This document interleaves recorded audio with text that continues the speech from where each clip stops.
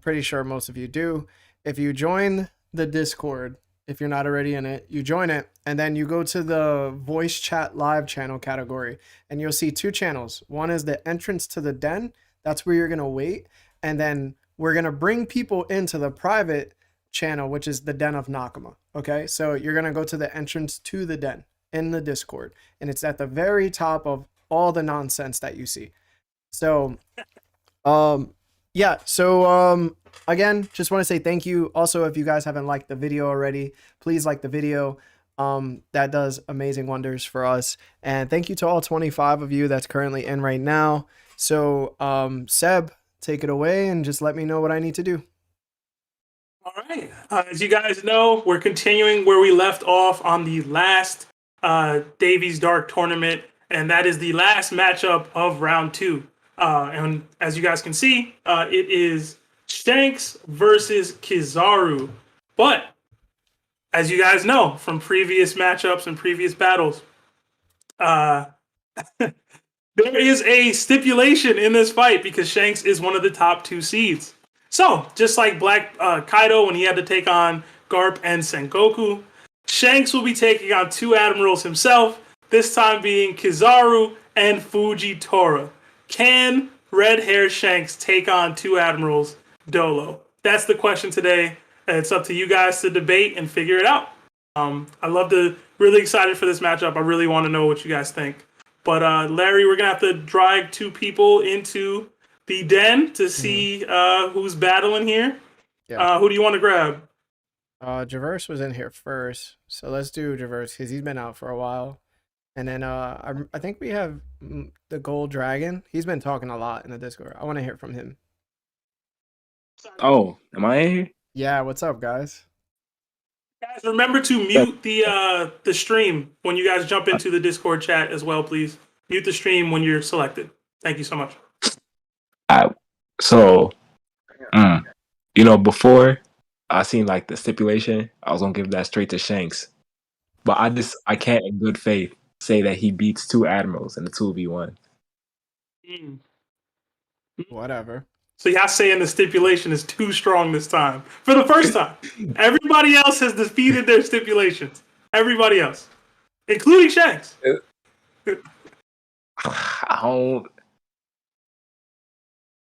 That's two people though. 2 admirals, yeah. Big Mom fought 2 people. What All else? right, but A word. Mm. Right, You're you not guys gotta saying nothing, go. You know, bro. I'm a Shanks Who's beat would writer. think I'm gonna say, why Hold on, Sebastian. Let him what go. diff? Sebastian, let him Okay. go. Yeah. you know, I'm a Shanks meat writer, right? Hey, So yo. I'm gonna give Pause. I'm gonna give it to Pause. Shanks regardless. Pause. You giving it to Shanks? All right. I'm Who gonna give wins? it to Why Shanks. and what diff? Traverse. That's what we need. So All what right, diff is so it? just based diff extreme, like it's no lower than Mhm. that. But just based off the way that Green Bull got punked by Shanks, and then the two admirals ain't really give up the best performance in Marie Joyce with Sabo and the Rebs. I feel like Shanks can squeak it out. Okay. So Shanks extreme diff over two prime admirals. Okay. Mm. The Shanks hype is crazy, bro. And It's also, hold up. crazy. As it should Plus, be. what's called the Gorosei said that only the emperors could beat Blackbeard after he got two fruits. So they don't gas up their own admirals like that. Mm. I mean, Mm. they said what pirates could take them on. I don't think they said what entities in general. But I feel you. I feel you. All right. What about you, Gold Dragon? Who you got? What diff and why? I would just give it to Shanks. Extreme diff. Yeah. Okay. Yeah.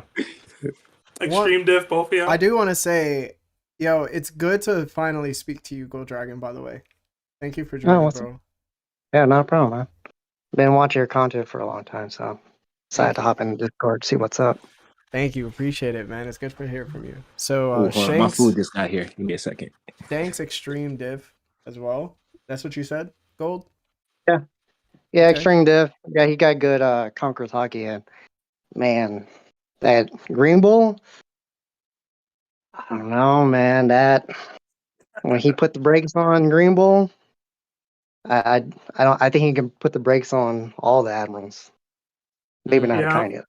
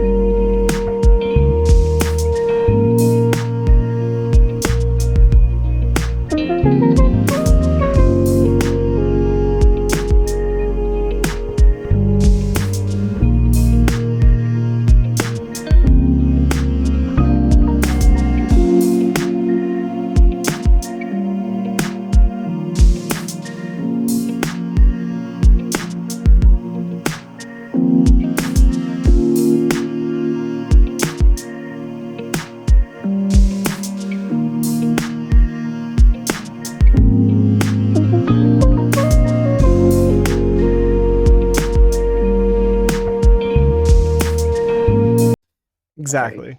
We were talking about They Fujitora, Green Bull, punked out, man. Mm. no, they won, Right. won. Oh, They yeah. actively let it be known that they couldn't go all out to sit with the Sabo situation because of the situation they're in at Mary Joa with the Celestial Dragons and the Kings and the Queens, etc. All there. They blatantly said that. Y'all ignoring that just to hype Sabo up. No And excuses. two, they get no excuses, man. They good. They wasn't even like they lost. Sabo just got away. There's a difference between people escaping and we lost a fight. And that's another thing. Like y'all try to use these moments where pirates got away from Marines to talk about Marine L's. That's not what happened. That's not what happened. They didn't lose to Sabo and company. They just got away. And everybody gets away in One Piece. That's just how One Piece works. Others just kill people. You done? I'm done. Who you got, Larry? Because I be looking at you sometimes and I'm like, yo, my brother is extremely intelligent, but he just has some dumbass moments. And like, these are one of those dumbass moments. Because right now, as our man Gold Dragon has stated, Sabo and a few good men ended up doing whatever they needed to do and succeeded. And when we saw Fujitora again, Fujitora was bandaged up. So they didn't just escape. No, Fuji got the hands put on him, and Green Bull couldn't do anything in order for him not to get those hands put on him. Was Green Bull hold on. Now you had your time to talk, so listen up, because you wrong. Yeah, let him speak. So when we talk about a Yonko, who is possibly the strongest in the verse as we speak, we're talking about he's stronger than a few good men and Sabo put together. So when we seen Shanks stunt from the bottom floor of the ocean floor near Wano, and he shot his hockey up all the way to wherever they were on the flower capital. He had to travel through another country, another city, I'm pretty sure, to even reach them. Green Bull stopped using his devil fruit completely. So if we have the possibility that Shanks, who's super far and is not close, he could just turn off your ability because his hockey says, yo, I can do this because hockey is more important than devil fruits, then Kizaru might not even be able to use his abilities. Shit, Fuji might not even be able to see. He might be truly blind because Shanks' hockey might interfere with his own. So we're at the point where like hockey is the end all be all in the show. And if you are dependent on the devil fruit, you are not going to beat that hockey user at this top tier level. And that top tier level includes Shanks.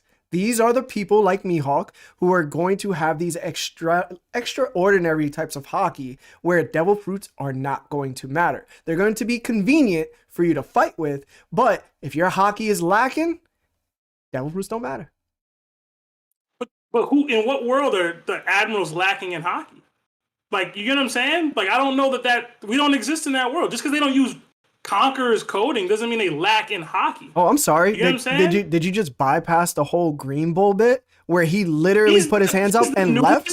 And arguably the weakest of the admirals. I'm talking about Kizaru and Fujitora. We don't know what Fujitora's abilities are. We don't know what his hockey is at. He controls gravity.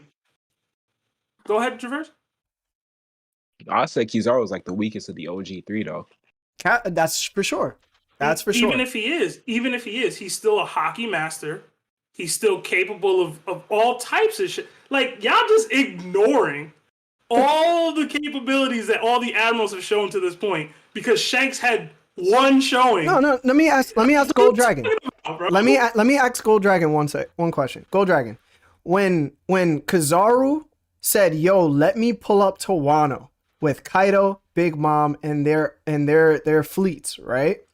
And the alliance that was there. He said, yo, I'm willing to go there and take everybody out." Is that literally lacking common sense and observation to you, or does it speak of his strength? Probably a little bit of both. He could be strong, but I mean, Kizaru is one of those guys that's like nonchalant about things. So he'll roll up. I mean, he thinks he's going to take Kaido and Big Mom, but then when he finds out that they're, a certain strain, he's going to be like, "Oh, I think I made a boo-boo." So I honestly think he's lacking a little bit of common sense. Thank you. But he's willing to pull. He's willing to pull up though. Exactly. He might get washed. And this is the point I want to point out real quick.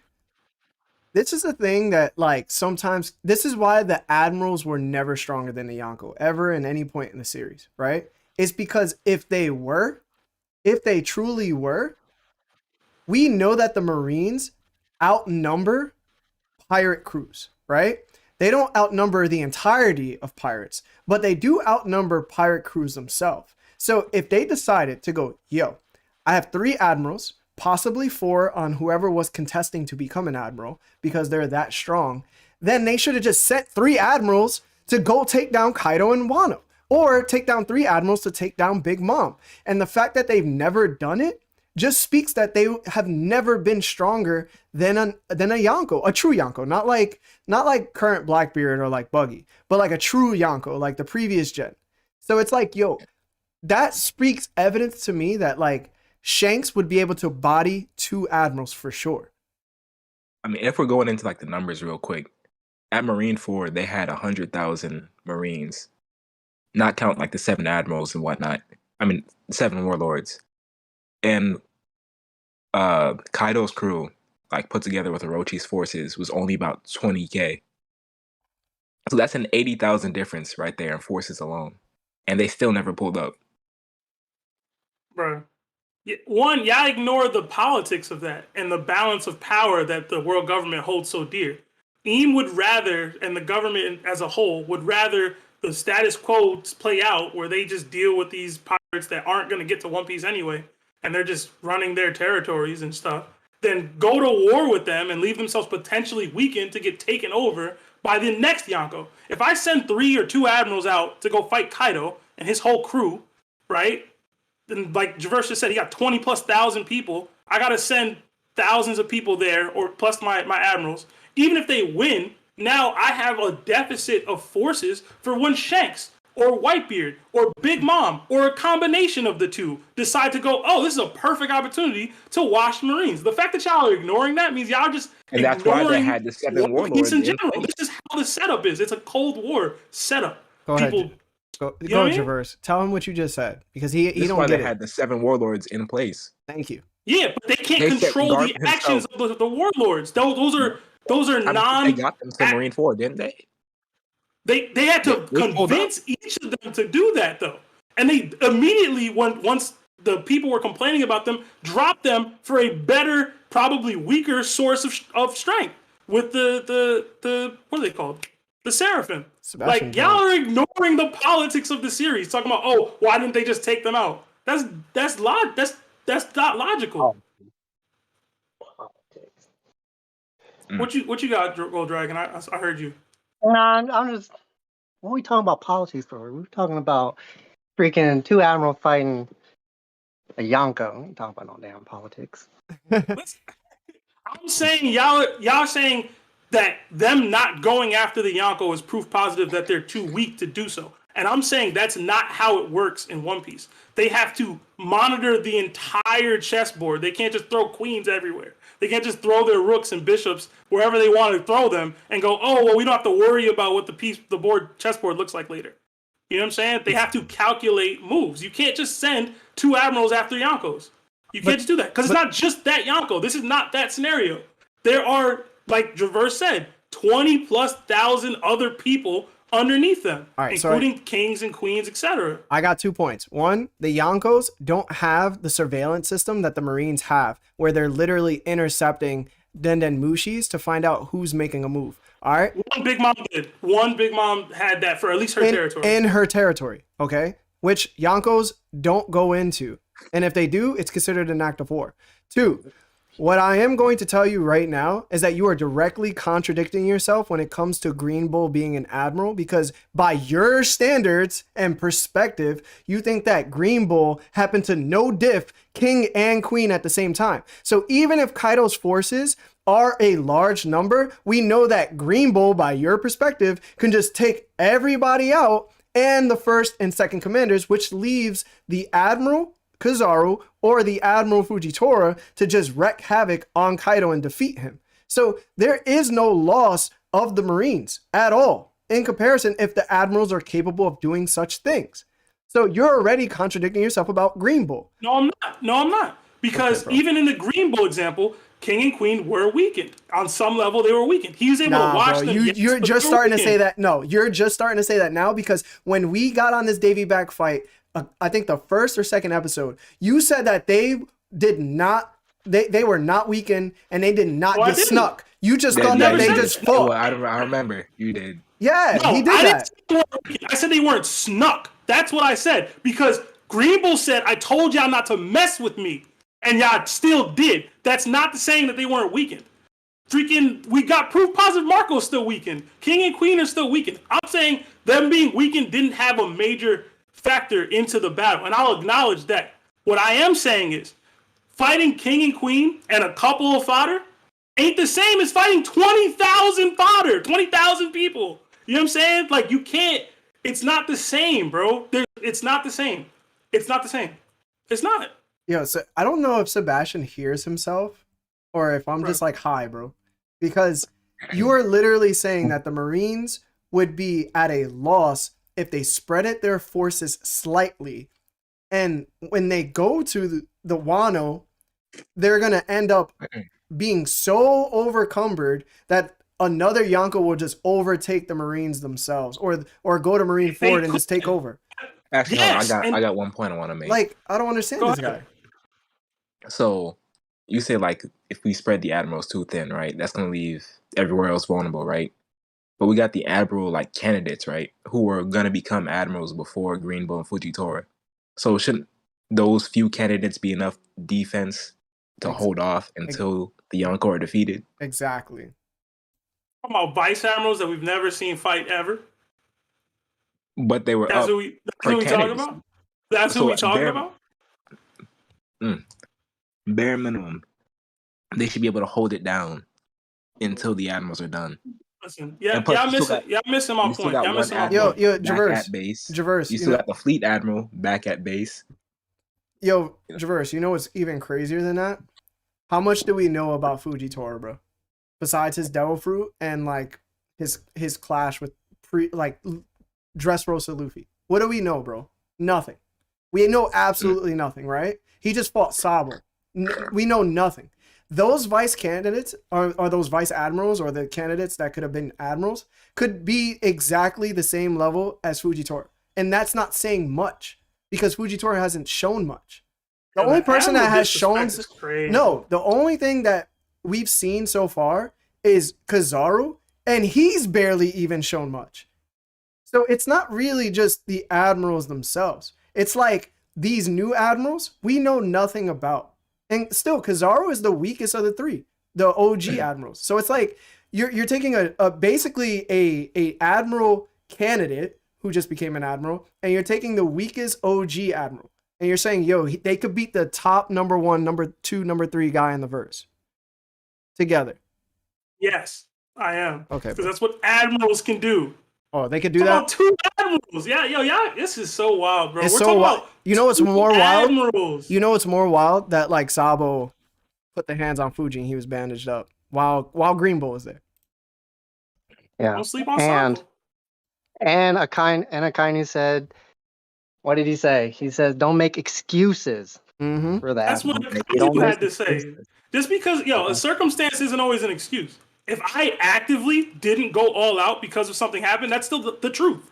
It's not like they went, oh, I went all out, but I'm going to make this excuse because I'm a bum. They actively didn't go all out because of the circumstances that they were in. Like, y'all are ignoring that, but whatever. The chat, the poll is saying Shanks. So hold on. Y'all are saying Shanks. Let me ask you this. When you think of the admirals going all out, what powers are they using? Hockey in combination with their devil fruits. Okay, so which one are you leaning more towards? Are they using more hockey or are they using more devil fruits? I'd have to see the admirals fight more consistently. More devil fruits. Probably more devil fruits. Yeah, they're using more devil fruits. And who's not using a devil fruit but just using hockey? Shanks. Okay, so what's the ultimate power system in the verse? Both. Hockey.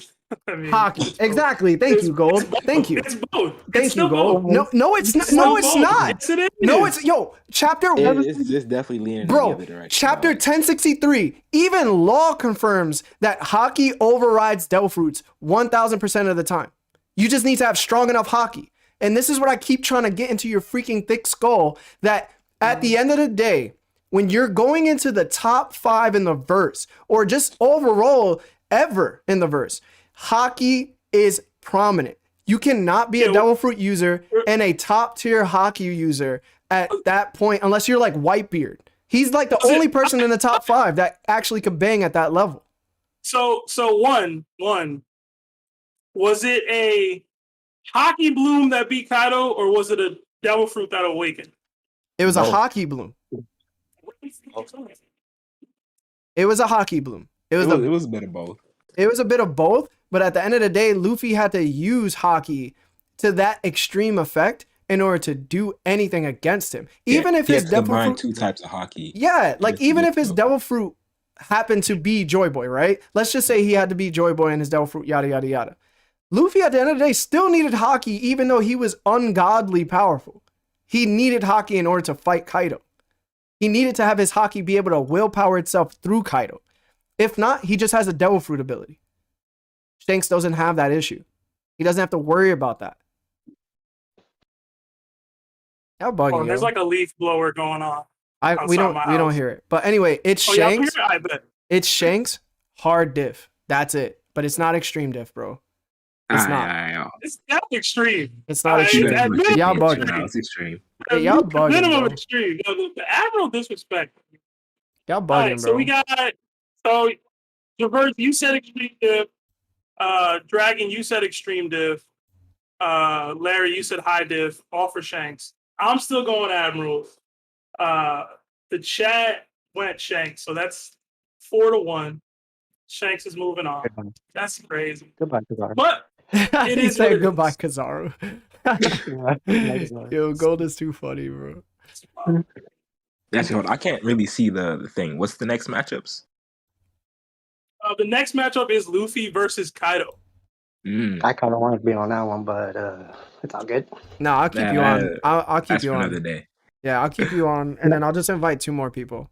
We'll do Yeah. it like that, and then as the battles go forward, then I'll just like either take people out or just like keep them in. Pause. I appreciate it. Can't wait for the Admirals to stun again, man. Disrespect. Never is happening. crazy. It's never happening, yo. This Like was what? Like this is like people not accepting truth, and no matter what it's proven, they're just like, nah, yo.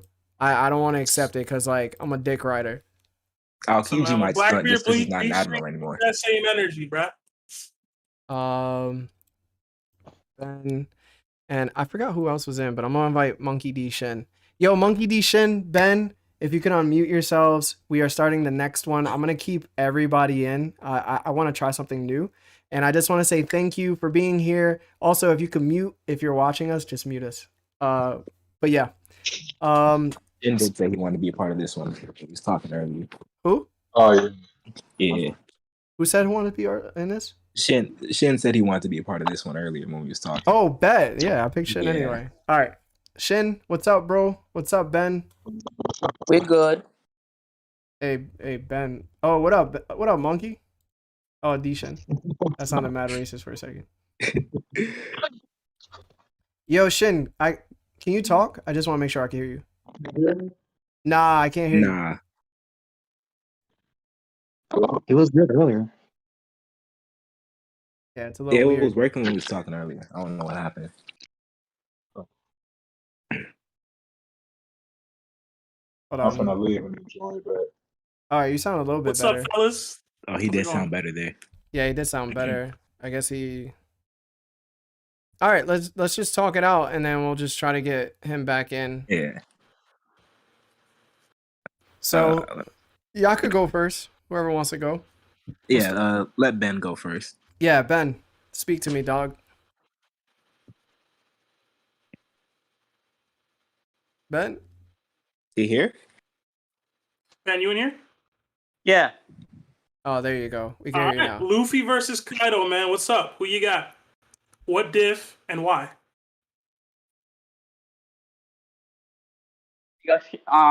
In Onigashima, like everybody jumped Kaido first or just fresh off the bat?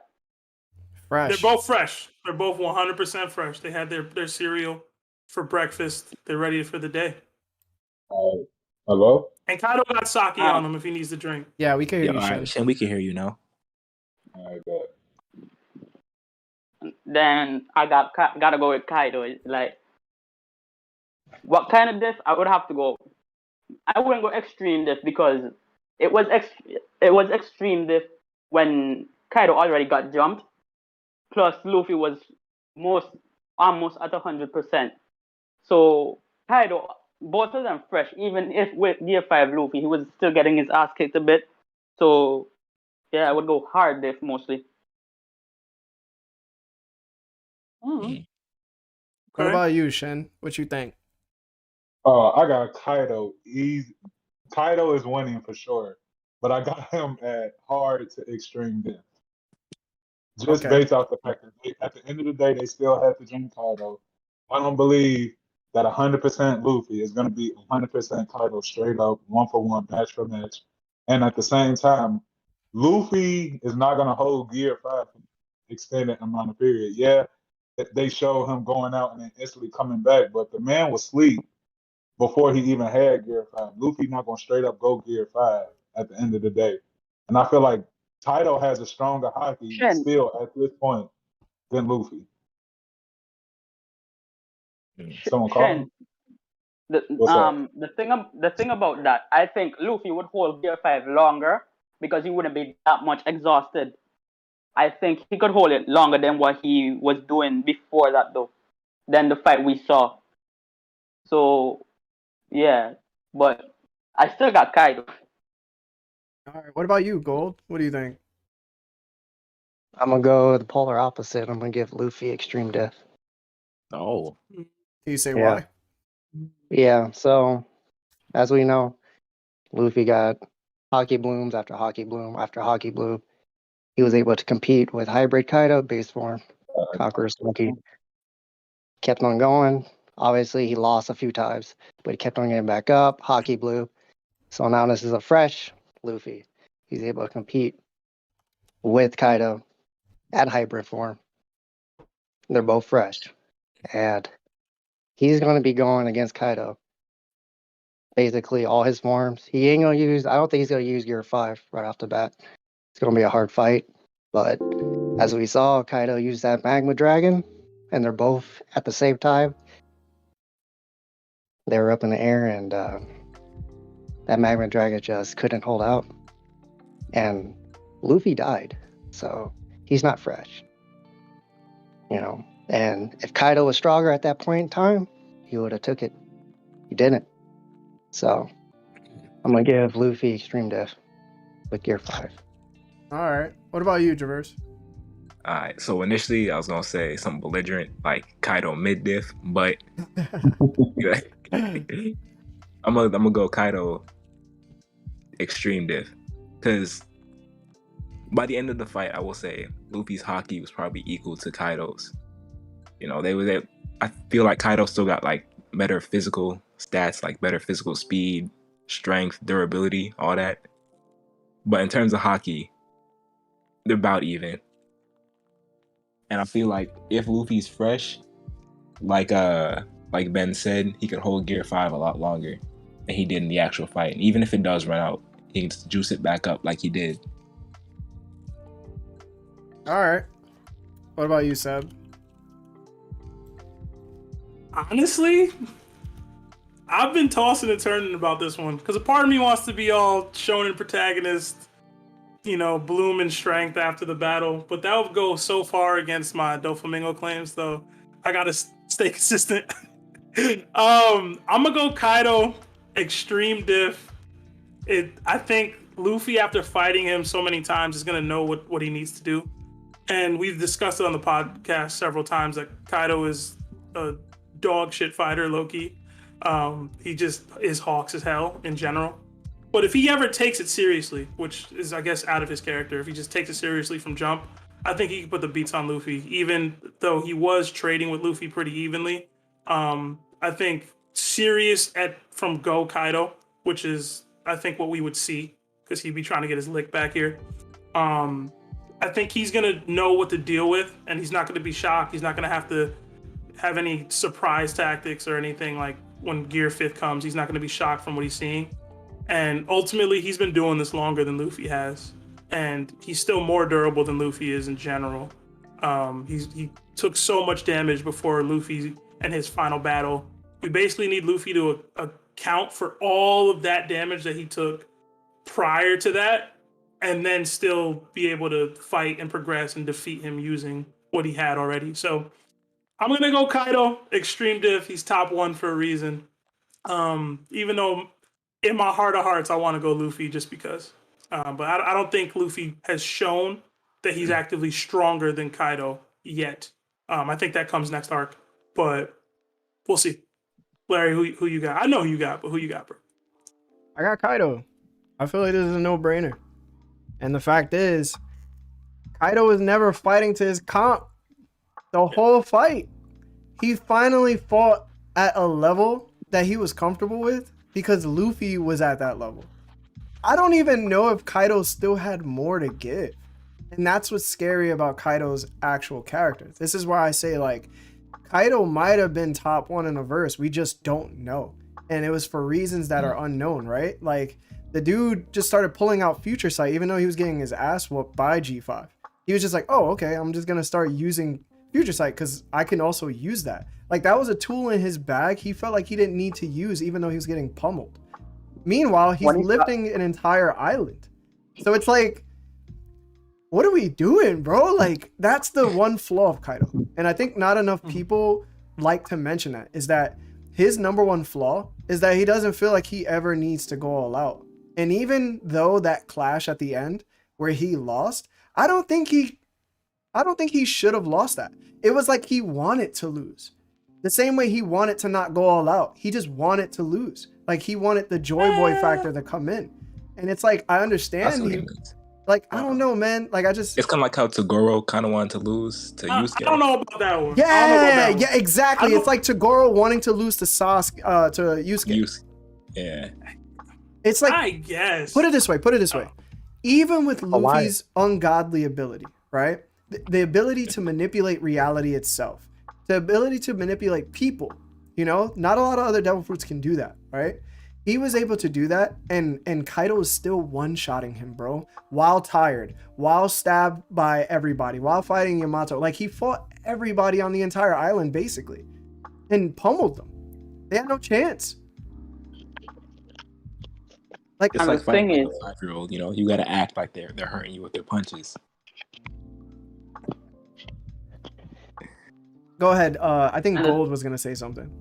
Well, I was just saying, like, why would Kaido even go magma form if he's gonna not, take it, not try, Like, if he went magma form, that means, yeah, I think he tried, and he just couldn't go through the punch.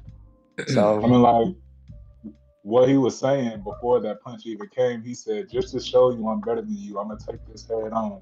And I'm going to throw out my strongest attack, too. Because he said he could have dodged that. He said, I'm not even going to try to dodge this, even though I can. He said, it's going to be straight up. I'm going to beat you straight out just so, like, you can have, like, the most despair type stuff. Yo, Shin, real quick. Are we sure he could have dodged that, yo? Oh, yeah. Yes. He's a dragon. Gashima, bro. Where he going? Yo, Sebastian. You telling me fast enough to move the weight of a punch the size of a building? The size of not an a building. It was bigger than the island, which was already like the biggest thing we've seen in the series. Like, but it's not like he instantly came with the punch. He held that in the air, so like Kaido had time to move. Plus, Momo was under him. Momo moved out the way. You telling me Kaido can't move out the way? Momo was on the outskirts of the island. But go ahead. My bad. So I'm pretty sure you can go. I was gonna say that since Kaido just took it, right? I guess Luffy has stronger willpower. That means he's gonna overcome Kaido. Simple. Like If they're gonna keep on fighting, Luffy's just gonna keep on going and going. Willpower, and he has a stronger willpower than Kaido. That's feel like when Luffy answered that question about like what world he was gonna make, it made Kaido falter for a second. I was thinking the same thing, that like when for that split second, his willpower like lowered for a bit enough to land the punch that Luffy threw. Because he was getting up on Luffy at Yeah. first. Yeah, but as soon as he answered the question, it's like he faltered. Y'all saying Kaido's will was found wanting versus Luffy? That's what y'all trying to tell me? Nah, I'm Like, trying to just say. in that little second right there, you know. Sorry, I'm he was try- questioning I'm- himself. I'm trying to say that, but like the question bewildered Kaido so much that he legit forgot what he was doing. I was like, Forgot. He was like, "Damn, I remember I used to be hungry." And then he just Yeah. got punched in the face. That's what she was saying. Just remember, Kaido used to legit get captured Yeah. to eat because he was hungry. So you gotta, you used to Yo, let I ain't himself gonna get lie. captured. I ain't gonna lie, this makes sense on some level too. I don't say. I wish he was around when I was young. And that's I have to. nah, you could go. And when Kaido started using Future Sight, it was like a flex.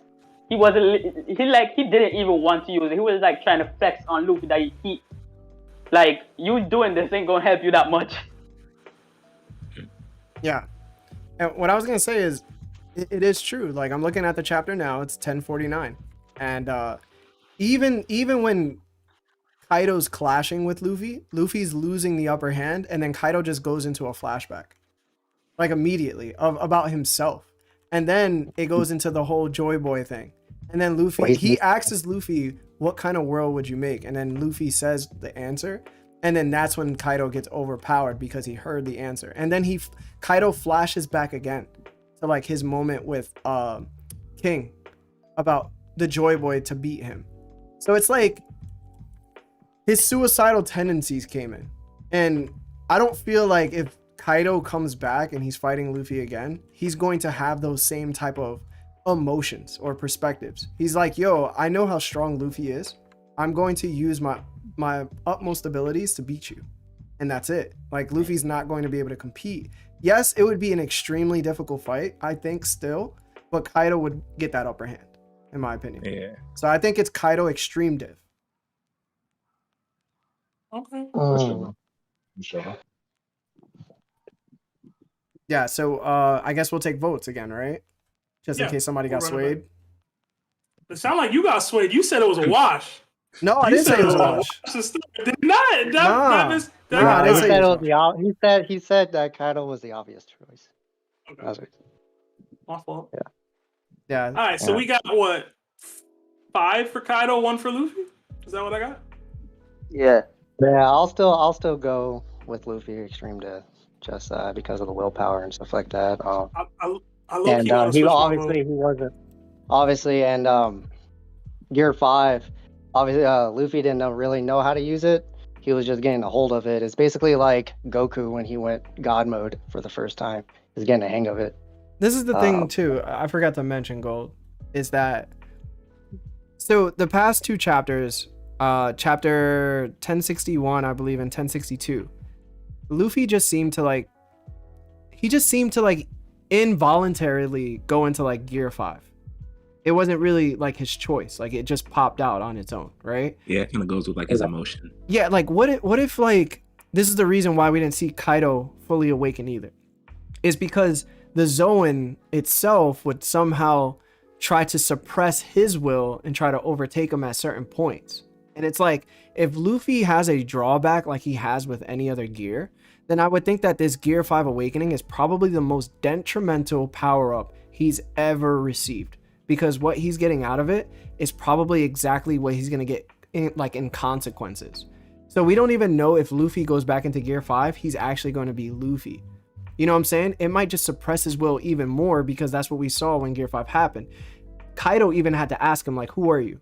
And granted, Luffy said, oh, I'm still Luffy.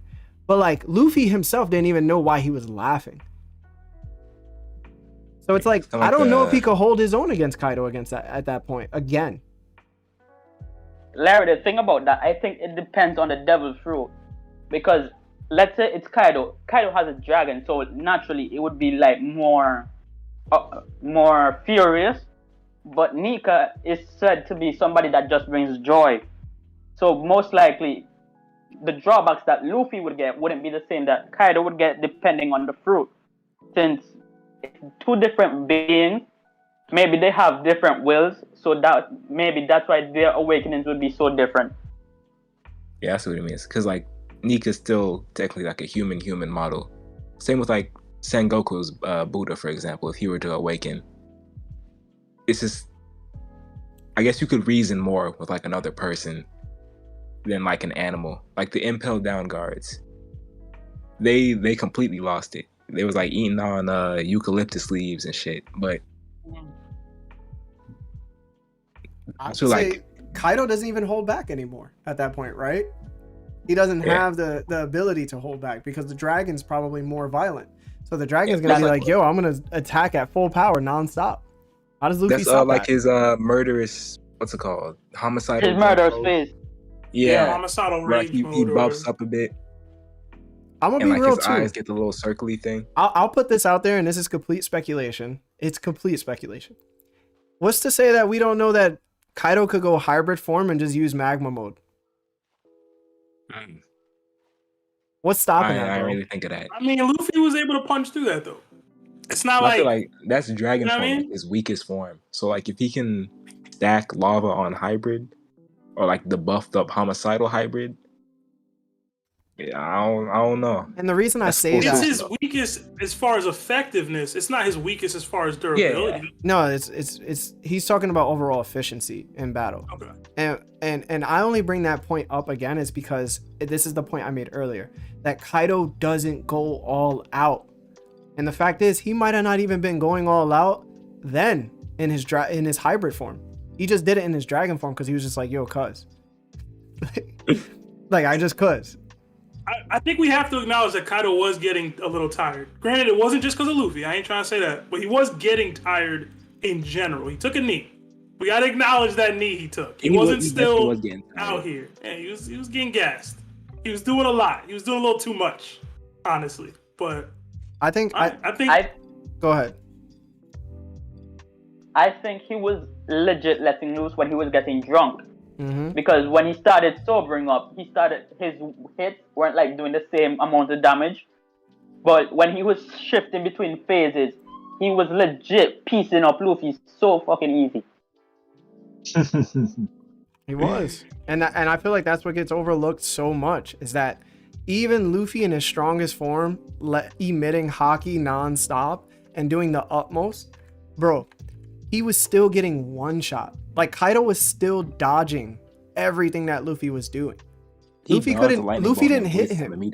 Yeah, Luffy hit him like once, and Luffy didn't even really damage him, bro.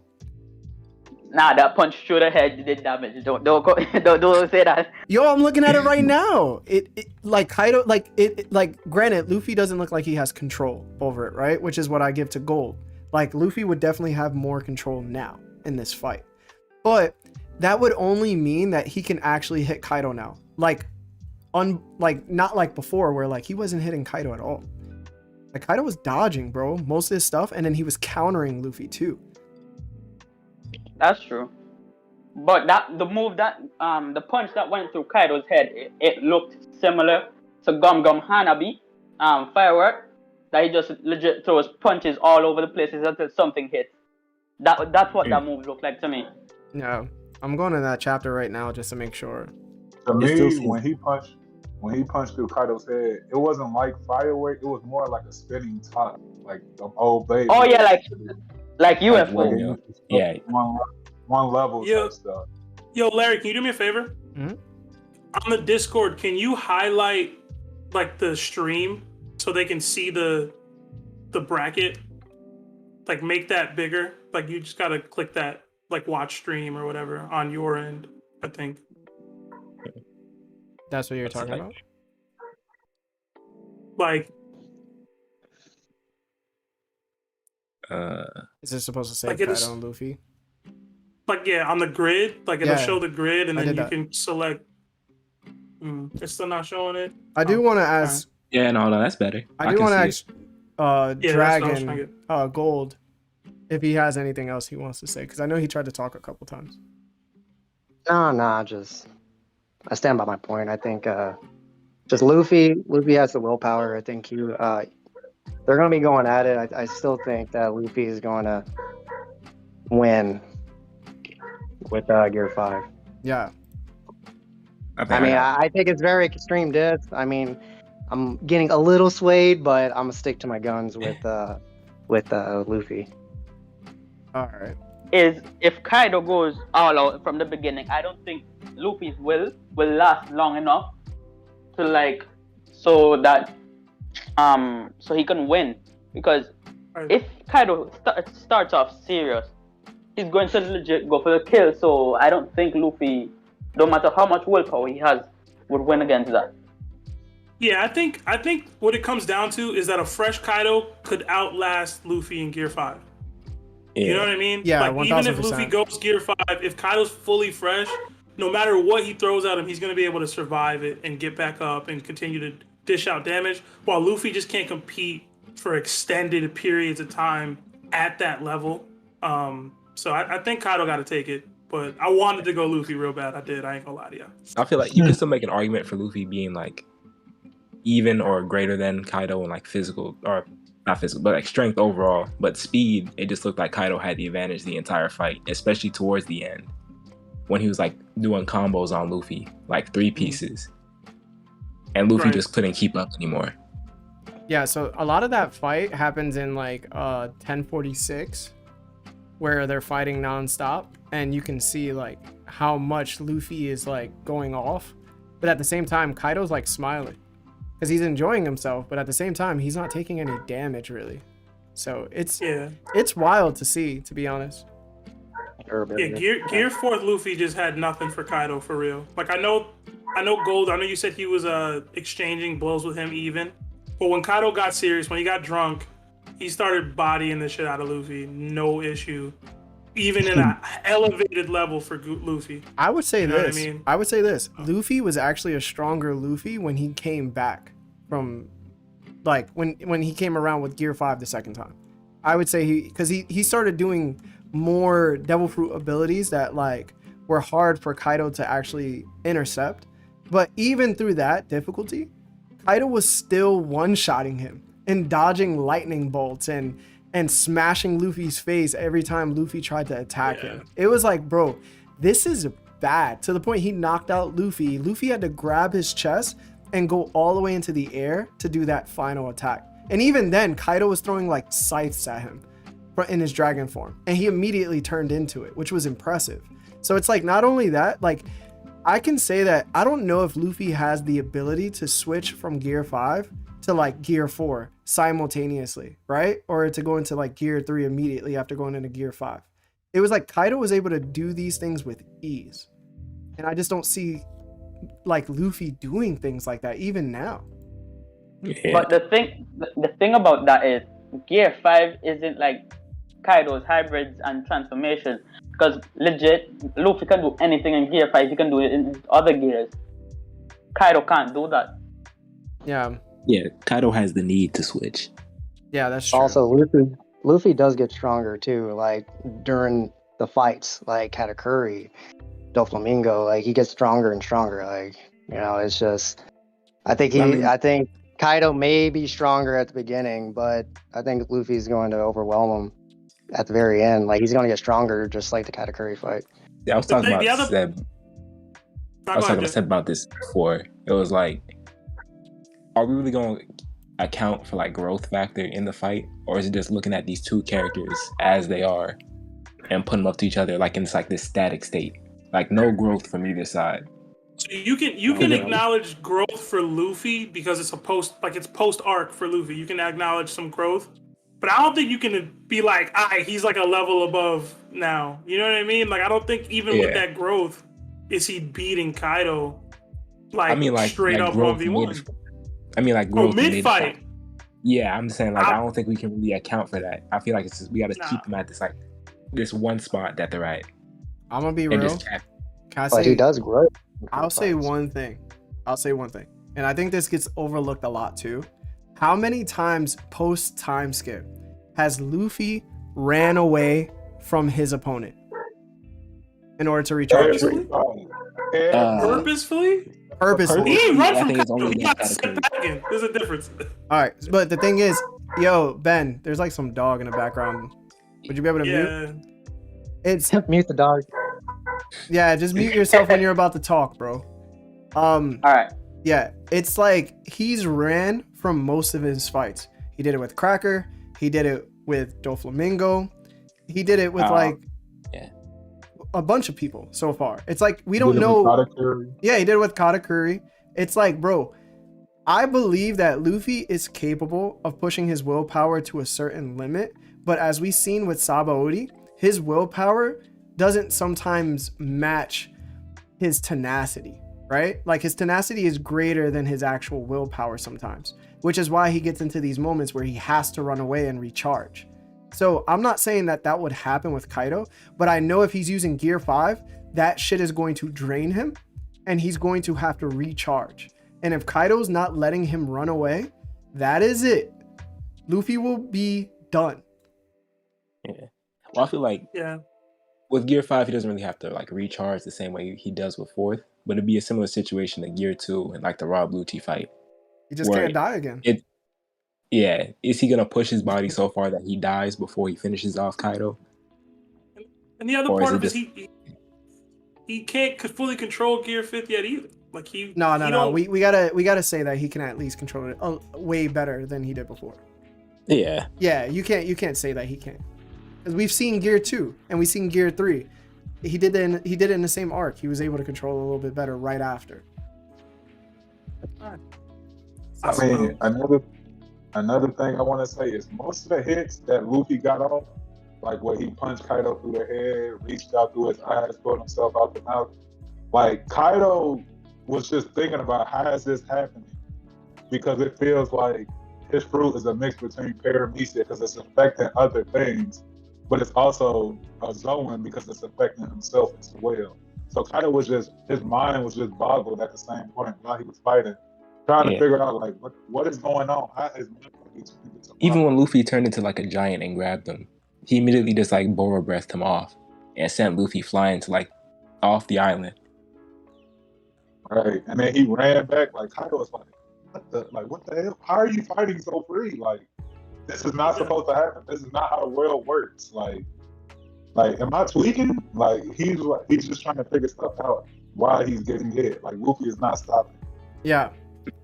It just speaks on Kaido's strength, I think. I don't think we do this with a lot of characters that Luffy faces. You know what I'm saying? We always assume that he would just be able to beat the previous guy that he beat before with much easier. And it's like, that doesn't seem to have the same effect. I think after Doflamingo was defeated, I feel like it's very similar to that, where we were like, still like, yo, I don't know if Luffy could beat Doflamingo. You know what I'm saying? Even after he beat him. That's all he's talking to. We got some Dofi haters. Yeah, there's some Dofi haters, but Reverse. it just speaks to Kaido's strength that even with Luffy being mastered even more, or like having a better hockey now and being able to face him on equal terms, it's like we still don't know how strong Kaido truly is. And I think that's the scary part about his character, is that he seems to be limitless. And it's why like the narrator said, yo, if it's 1v1, bet on Kaido, right? Like, you just have to initiate that thought process every time we see him versus somebody. Like, I had to start comparing Kaido to like Prime Whitebeard. You know what I'm saying? Like, what would he be against like Prime Roger and Prime Rayleigh? Like, these are the greats that we're now comparing Kaido to, where it's like, can Luffy even compete with those great guys? And we question ourselves, where we don't necessarily question Kaido. And I think that's like the reason why I pick Kaido right now, even though I know Luffy beat him. I want to say something. Luffy always had to recharge, I think, because Gear 4, he has to concentrate his haki on a certain point. So maybe that taxes him more. But in Gear 5, he's just leaking it out, letting it flow So maybe that way he doesn't spend as much as he would in his Gear 4 form. Yeah. Yeah, I feel like Gear 5 is a little more energy efficient. At least the way he can recharge it is a little bit more sustainable. Yeah, because in Gear 4 he has to concentrate it into his muscles to keep like the elasticity plus the armor. But in Gear 5 it's just flowing out. Yeah, he doesn't have to be coded in hockey 24/7 for Gear 5 to work. Nah. Let's hear Gold again. Gold, did we sway you or no, bro?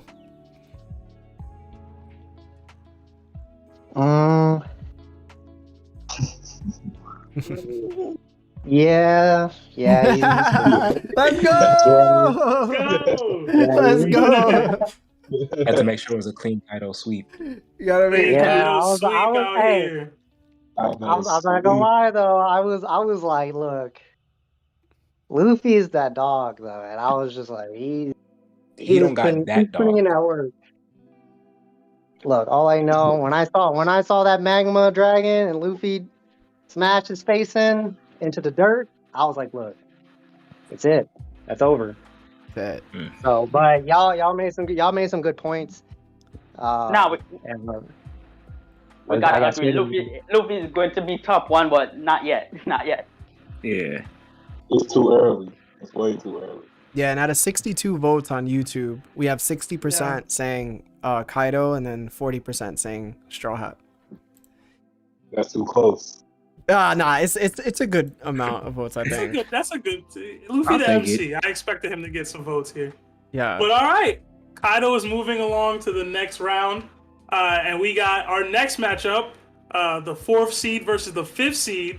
My boys, Blackbeard versus Akainu. So what I'm gonna do, guys, is there's a lot more people in the entrance to the den, so I'm gonna invite them in, and then I'm gonna try to get everybody on the last fight if you guys are still here. Is that cool? Yeah. All right. Bet. All right. Thank you, guys. It's been a pleasure. No problem. Later.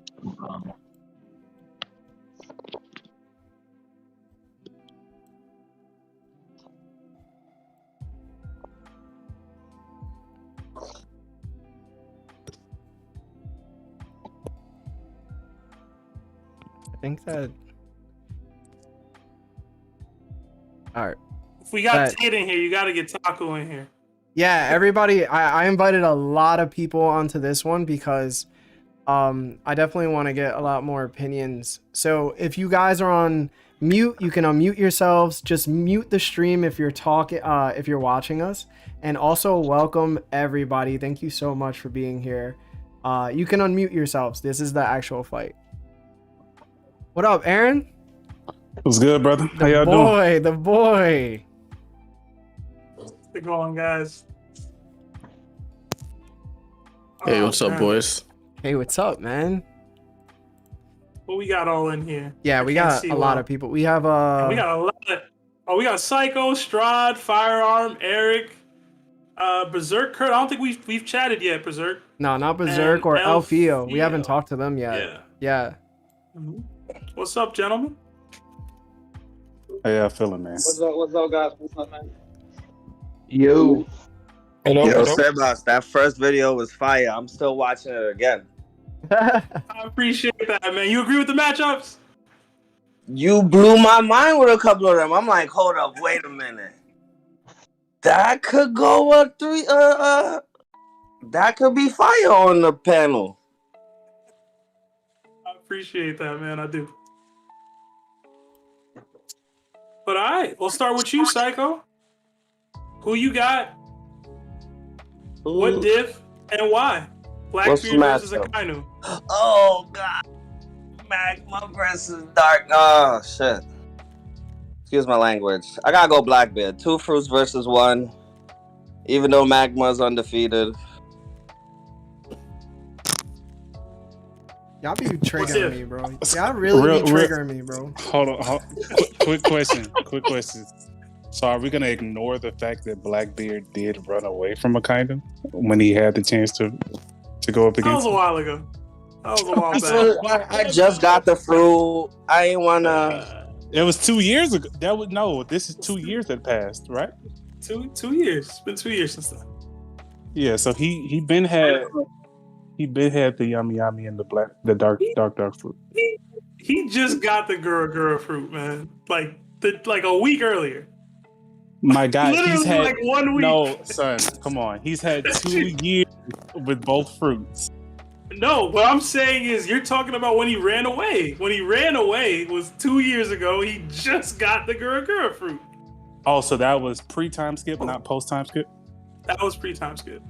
Okay. I'm doing Taku's job, man. Taku. My bad. I was just checking. I was just making sure. I was confused on the timeline. So go ahead. My bad. Nah, good. It's on you. It's on you, Tate. So you got who you got, what diff, and why? I gotta go with my boy. To be fair, I'm still a little salty that Akainu beat out Odin in the last fight, but I'm gonna go with Akainu high diff on this one. I'm gonna go with Akainu high diff. Why?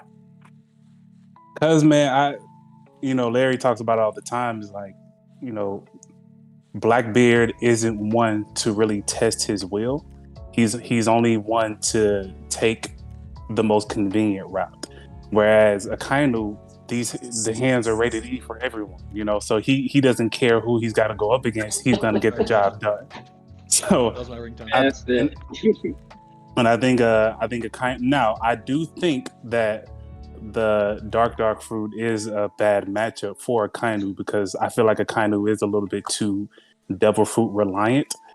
So he would need to show some efficiency with his hockey, armament, observation, whatever the case. And we don't even know if he has observation, but I think it is safe to say that Akainu's I'm sorry, not observation, conquerors. My bad.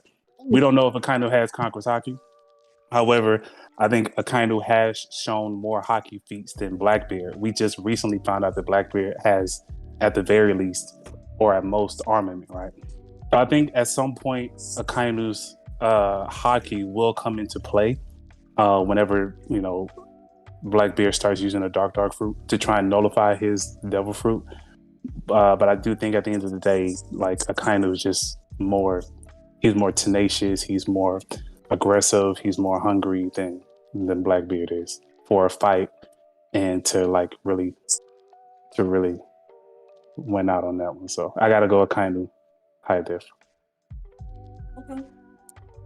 Gotta match him up with Taku. Taku, who you got? What diff and why?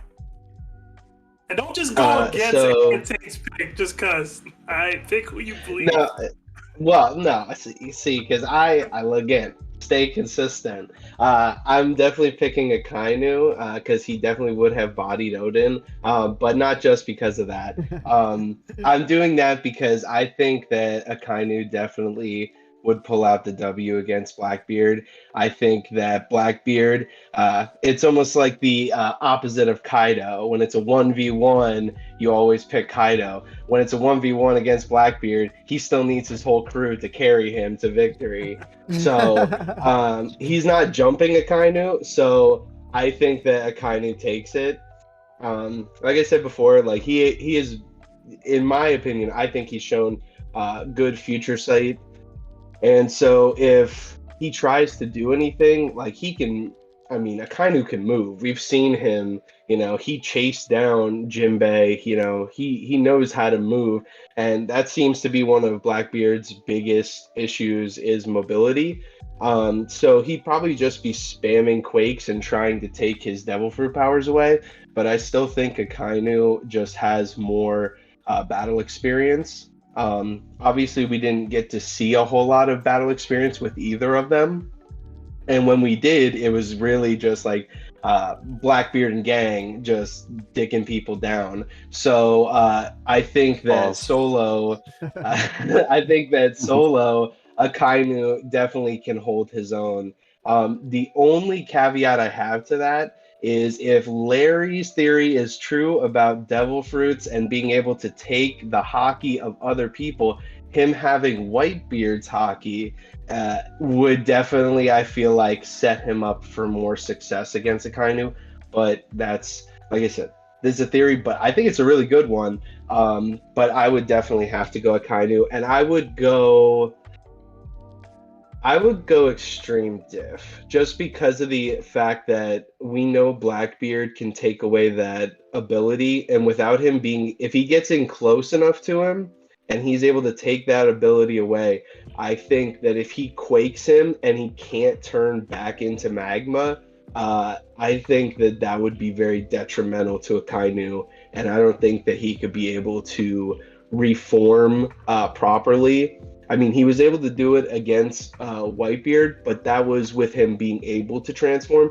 If Blackbeard gets a hold of him like he did Boa Hancock and just like quakes him and holds him there or continues to quake him, I think it's a done deal for Akainu. So I'm going to go extreme diff Akainu, though. All right. Real quick, Psycho, you said Blackbeard, right? Because I'm trying to get the tally right. Yes, Blackbeard. Okay. For all the reasons Nerd Otaku said, but then still chose Akainu, extreme diff. All right. Appreciate that. All right, Berserk, what's going on, man? I don't think we've heard from you yet. Is this your first time in the voice chat? I believe. Who you got? Yeah, what diff and why? And drive safe, man. I got you. No, I'm good, man. Been listening for a while. First time calling in. This, for a fact, I would have to go Akainu extreme diff. I just feel like Akainu is like he's such a beast. Like his aggressiveness, his like offensive capabilities. Even if Blackbeard wasn't enough for his capabilities, I still feel that Akainu might have the edge just off his fight with Aokiji. When they fought for 10 days, I know that Hockey Bloom was intense. So going off that, I feel very confident saying like he's gonna edge it out with extreme depth. But just listen to what Larry had said the other day about the whole theory of taking hockey feast from devil fruits. If that actually is true, it only makes that true. Blackbeard is gonna be a handful. It'll still be extreme diff, but it could go either way. It can literally go either way. All right. Okay. I like that answer. I think it's gonna be a wild fight. What about you, Eric? Who you got? And what diff and why? I'm gonna, follow everyone else. I'm gonna say Akainu. I'm gonna say probably extreme. But I think that Blackbeard, he's only been in 1v1, and it was against Ace. And I think that he only takes fights that he knows he can win, really, for 1v1s. And I feel like he had a good matchup against Ace. But I don't think he could handle Akainu. I think Akainu is just, he's just way stronger than him. And he has hockey. And, Blackbeard, we're still, skeptical on how good his is, or if he even, really has it. Mm-hmm. Well, we saw him use it recently, but I get you. Yeah. We don't have any clear-coded examples of extreme hockey usage, so I feel that. All right, Firearm. Who you got, what diff, and why? I'm going to sort of go with Psycho here, and I'm saying Blackbeard, extreme diff. Okay. I feel like Blackbeard gets talked down a little bit too much. I'm gonna use Larry's own words against him here because I know he's bugging out right now. He had to walk away. He always Larry always brings back the quote Blackbeard said in the movie when he was picking out Bullet. He said if he was stronger than Bullet, he would not allow him in his crew. But who did he allow in his crew? Aokiji. And who had a 10-day battle with him? Akainu. So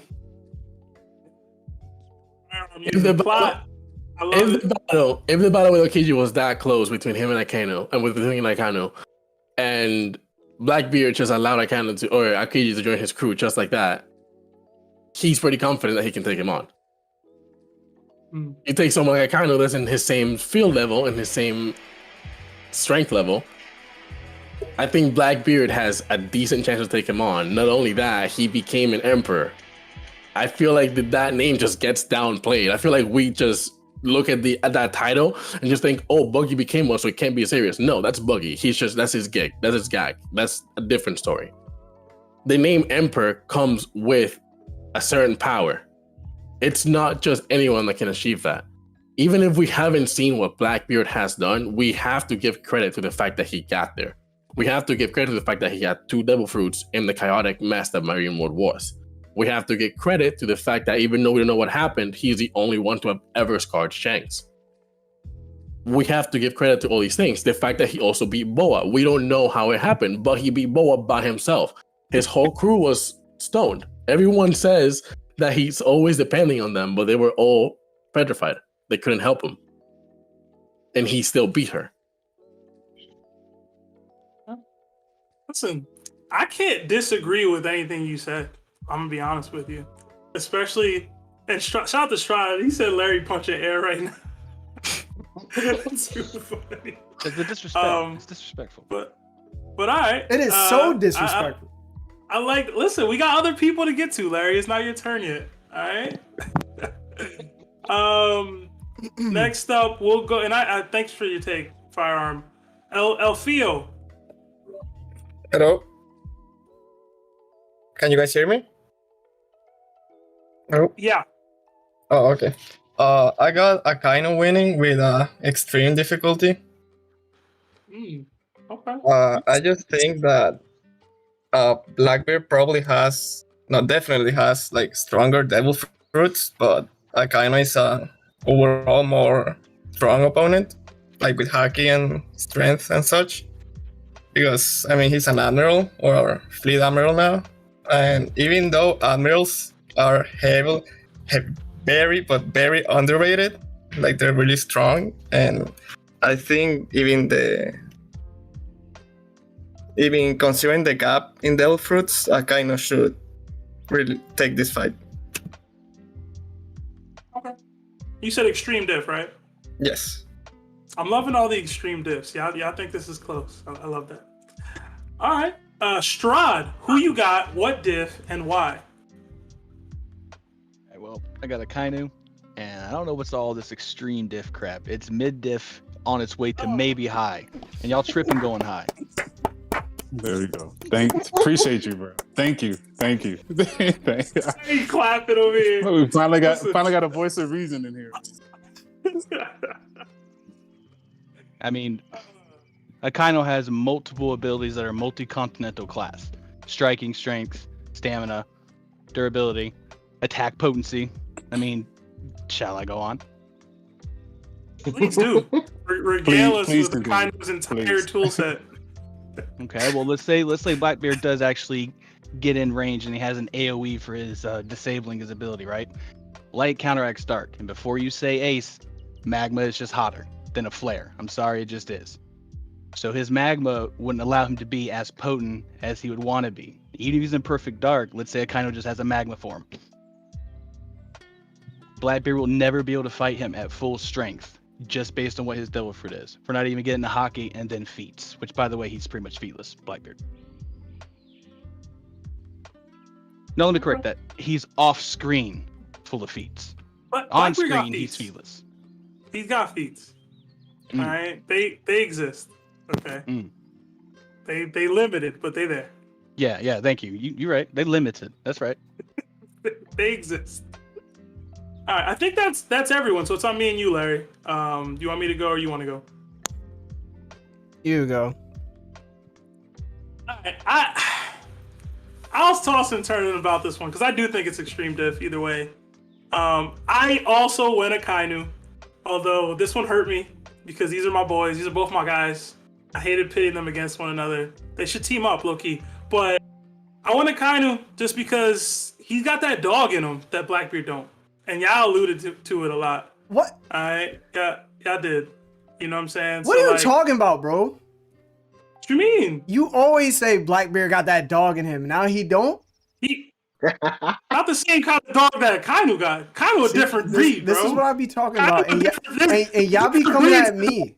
Yeah. There's different breeds of dogs, all right? You said no. Akainu got that. Hold on. You said Blackbeard wasn't a dog. And now you're saying he is. He's just a different kind of breed. This is what I be talking about. Sebastian only goes what was Sebastian's trying to prove at that point, in that moment. He don't be consistent, y'all. Go ahead, bro. He said, so I don't care. Bro. I'm gonna argue my point when I need to make it. All right, that's it. Anyway, I got Akainu, but I do think it's closer than some of y'all are making it out to be. I did want to point out that Whitebeard, although it is Whitebeard, he was old when he hit Akainu, but them quakes put Akainu down for a little bit, and Blackbeard has the ability to use those while also negating Akainu's Devil Fruit. So I think, the fact that he can fight for 10 days, the fact that he can use Magma, even if he gets his Devil Fruit negated, I think he can use Ryo or advanced forms of Haki to put the beats on Blackbeard if need be. He's definitely more mobile. He's definitely more durable. And And you still think it's extreme. We can agree that Blackbeard's definitely getting hit, right? Like he's definitely taking hits. Yes. Like, double damage. He's definitely taking hits. Akaino's not going to play with those hits. Akainu is mid-diffing him. I might give you towards high, but I'm feeling generous. Yeah, y'all wilding with the mid-diffs, yo. Y'all wilding with the mid-diffs, man. This is still Blackbeard, all right? He's still the boy, all right? He's still going to be able to negate Devil Fruits, okay? The disrespect on my first show is crazy right now. Is it confirmed that... is it confirmed that Blackbeard takes double damage and doesn't feels double pain? Mm-hmm. He feels more pain than any regular Logia. Yes, correct. Oh, okay. So I think that can still be interpreted as the fact that he's able to feel pain at all makes him feel more pain than Logias do. But that's always been Oven my was able to heat up the ocean. The ocean. You telling me Akainu can't heat up Blackbeard? I didn't say none of that. I said I got Akainu. I'm just saying it's gonna be harder than some of y'all was making it out to be. That's all I'm saying. That's all I'm saying. All right. Listen, I know Akainu wins, to be honest. Let's be honest. I feel like you guys just downplay Blackbeard way too much, and it annoys me sometimes. Like, it's Blackbeard. Not only does he have a dark fruit that we have barely seen anything from, so we don't know the extent of his power. He can be able to even make a black hole for all we know. We don't know what he can do with the fruit. And then the quick fruit as well on top of that. We ain't seen shit, and you want to give him a win? Yeah, Exactly. Crazy his kick can be, and on top of that, everything he has done, even if it's been behind the scenes, I feel like he just gets downplayed too much. Still written bad. Can I push back on that? You're saying that we haven't seen a lot from Blackbeard, but we have seen probably just as much from Blackbeard as Akainu, and you're trying to give him that. But the problem is Akainu we've seen a little bit more. He was more prominent in Marineford, and then not only that, he has the status of being the fleet admiral, which comes with a lot. Not to mention his fight with Aokiji that we heard about, and him being able to even take a limb from Aokiji. And then if he takes double damage, and he's getting double donutted by this man easy. And so on top of all that, we think that Akainu might have his awakening, and we don't even know the full extent of Akainu's fruit even. We don't exactly know Blackbeard's, but he sure probably doesn't have both awakenings. He hasn't had the fruits for long enough. But Akainu, he changed the whole landscape of Punk Hazard, and he made a volcano. So we don't even know if he has actually a magma fruit, or if he has a mythical Zoan type from the Hawaiian goddess that controls nature, the volcanoes like that. So I mean, if you want to talk about the possibility for limitless potential, Akainu has it. So the reason full I think OnePiece madness with that one. Akainu doesn't have it with Not even. possibilities because all of that information you gave me is so much you could give him, but Akainu, you can't give me even half of that for Blackbeard. We've only seen his fruit really being used for canceling devil fruits and his black hole when he sucks things up, and the vortex when he pushes the curse to him. That's about it. Yeah. Well, that's really about it. We haven't really seen much besides that with Blackbeard. And then even at Marineford, he really only used the quick fruit because he wanted to stunt that he had it. But we haven't seen anything besides regular quakes out of that side either. we haven't seen what he can do with both fruits. Blackbeard typically keeps everything in his bag until he A, has to take it out, or B, he wants to stun someone. And there was nothing to stun a Marine forward besides the Quake power. But Yeah, but that could be just as easily said for Akainu. You're saying like, oh well, we haven't seen him really stunt like that and pull out all this stuff on his bag. It's like maybe because he just doesn't have the skill. He's trying to master 2 fruits, and we don't even know if he has a third yet. So like that juggling might actually take more in-depth training and stuff that we know Blackbeard doesn't do. He's very much an in the moment person. He doesn't really focus. I mean, we see that he has hockey, but again, like you said, like we don't really know his bag. Like he could have something crazy. Like I know in one of the podcasts they talked about his ability to just travel through his darkness. That would be something that we would at least be able to be like, okay, so his mobility is able to move in through his darkness, which would be like a point for Blackbeard. But based on what we know, I'm sorry, I think Akainu's taking it, and Strahd might be actually switching me to high diff. Yeah, I think. And you giving Blackbeard the Mary Poppins bag? Come on, y'all, it's Akainu. You gotta have a bag like that, bro. Watch. Just watch. I think at the end of the day, he's gonna have the bag of holding from D&D. At the end of the day, what's being argued for Blackbeard is speculation over facts. Strahd, I think it was Strahd that was arguing for Blackbeard. You were naming a lot of things that we don't know about Blackbeard. No. I'm on Akainu. He's on the Akainu wave. It was firearm. I'm sorry. That's my bad. I can't ban people. That's my bad. That's cool. Firearm. That's my bad. Fire. You were naming a lot of things that we don't know about Blackbeard, right? But saying that because we don't know these things, that gives Blackbeard the edge. But everything that we don't know about Blackbeard, we know about Akainu. So you're saying that a person that we are heavily speculating to be strong can beat someone that we know for a fact is strong? That kind of just makes no sense. Like, we know Akainu has advanced forms of hockey on top of a destructive devil fruit. We don't know what kind of hockey that Blackbeard has. And we've, in an argument could be made, we've seen enough of him to have shown something. Pre-time skip and post-time skip. So that it doesn't make any sense to put him over somebody that we know whose strength we've seen enough of to gauge that he's strong enough to beat him high diff. Hold up. Hockey wasn't really being fleshed out like that pre-time skip. So that's a wash right there. And 2, post-time skip, what we seen Blackbeard fight like twice, and they were off-screen fights. What do you mean we seen situations that he should have been using hockey? And the one time we saw him fight, he totally used hockey. What do you mean? And even in the latest chapter, there was black lightning surrounding that explosion. Seemingly from Blackbeard. Stop. Come on. Bro, Hold on. You're saying that hockey wasn't fleshed out. However, we have multiple accounts pre-time skip of when hockey was being used, and it was stated that hockey was being used. It was stated that hockey. Who was the first person to say hockey? Who was the first person to use the word?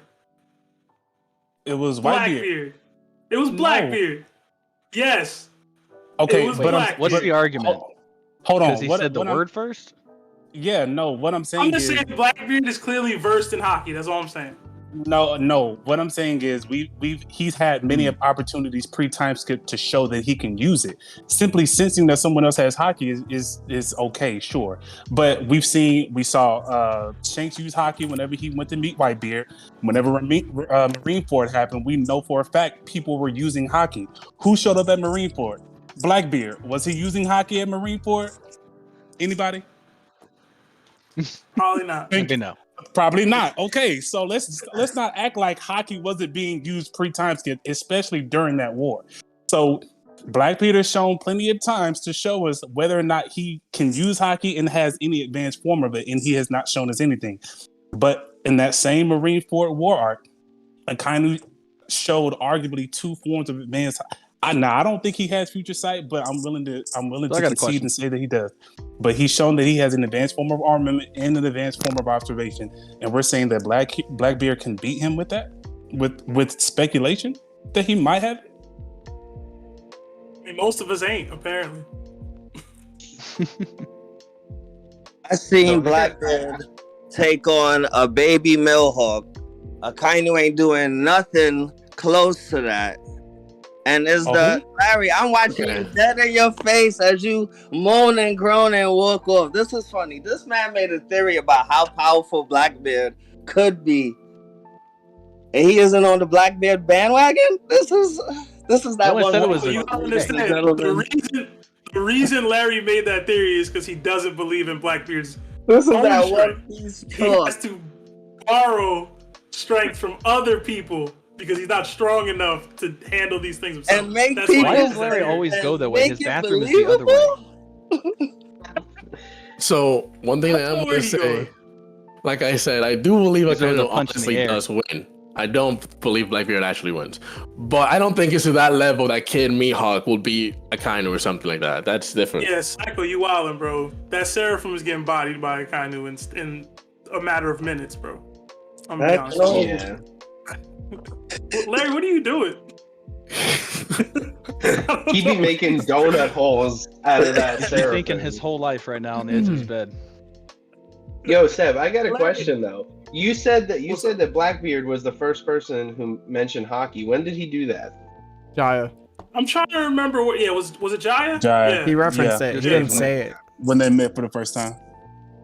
Okay, because I was like, I'm pretty sure they actually mentioned and said hockey on Amazon Lily, and then they talked about hockey in Impel Down. But I mean, just referencing it, like, yeah, I remember now it was Jinjaya. I was like, I don't think they ever said it per se. He just said that Larry. Luffy matched his bounty, and I think he said something about hockey, but Yeah, I think he was Larry, saying Luffy didn't have a lot of hockey at that time. But I'm sorry, go ahead. It's your turn. We all know who you picking. I don't even know why we doing this. Listen, But It go better ahead. be Blackbeard. listen. I don't know. It's not. I don't know what Psycho and Firearm drank today, but it wasn't water. What they smoking, bro? Because I said that Akainu wins. That just came from my boy for a minute. bro. I'm holding on to those Twist words, the man. boat. Listen. Blackbeard is the truth. Listen to me, bro. One Piece Listen to Pirate me, bro. Warriors. Y'all can do all the speculation that you want, but the dude doesn't follow the premise of the show. And I'm gonna ask y'all one question: is Blackbeard mobile? Yes. Yes. What are we watching, bro? What are you reading, The dog? man moves through the No, darkness. bro. How you Nah, mean? man. Bro, you never name the Stop page, it. bro. Name the manga page. I'll search it up right now. One Piece Pirate Warrior. One Piece Pirate Warrior. Yo, don't make me mute you, Psycho, bro, because you sound psycho. Come on, man. Listen. I'll say this. No, He you had your time to speaks- talk, man. I asked the question: What? is he mobile or not? Is he mobile or not? Is he mobile or not? This No, is a he's Davey not. back fight. What does he got to be mobile for? Are they Gundams? No, This he is needs a to be. one-on-one. He needs to be able to dodge. First off, Blackbeard is gonna cheat. Mobility is a key factor in a 1v1 fight. Thank you. Thank you. Yeah, it is. Thank you. Like, do we Very not? much Have so. you never been on a fight before? Like, come on, bro. Like, you need to move. So if he doesn't have great mobility, right? All right. So when people use their devil fruits, do they put hockey into their devil fruits or not? No, because Depends you on can the have fighter. Delphi without hockey. They do. I'm Some asking a people question. do, Do they or not? Depends on Yeah. the fighter. I would say yes, right? Because they obviously do, right? Luffy did it. Kaido did it. They both used hockey. That's what top tiers do, right? This is gonna be my third point. So if we know that Akainu's hockey is stronger than Blackbeard's, we know that Akainu could just turn the whole landscape into lava, right? So even if Blackbeard tried to negate that ability, if Akainu's hockey is stronger than Blackbeard's, Blackbeard probably can't negate that Devil Fruit's ability because it's also awakened. So his mobility, because he can't move, he's stuck on an island that he can't step on. So Ace had more hockey than him? No, Ace was terrible at hockey because he was Devil Fruit Ace leaned into reliant. his devil fruit.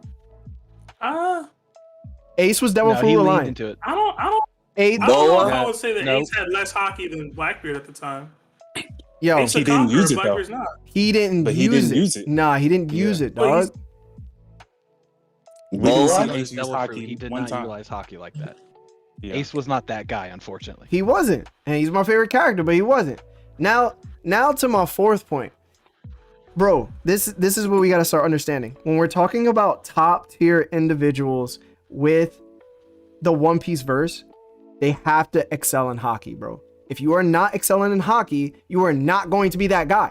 Therefore, if Sebastian, who thinks Akainu is top 3 in a verse, he's not beating, I mean, Blackbeard's not beating Akainu.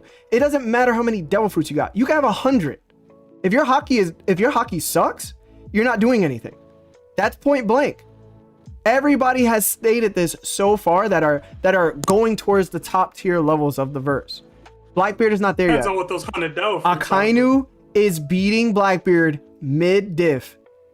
Mid-diff.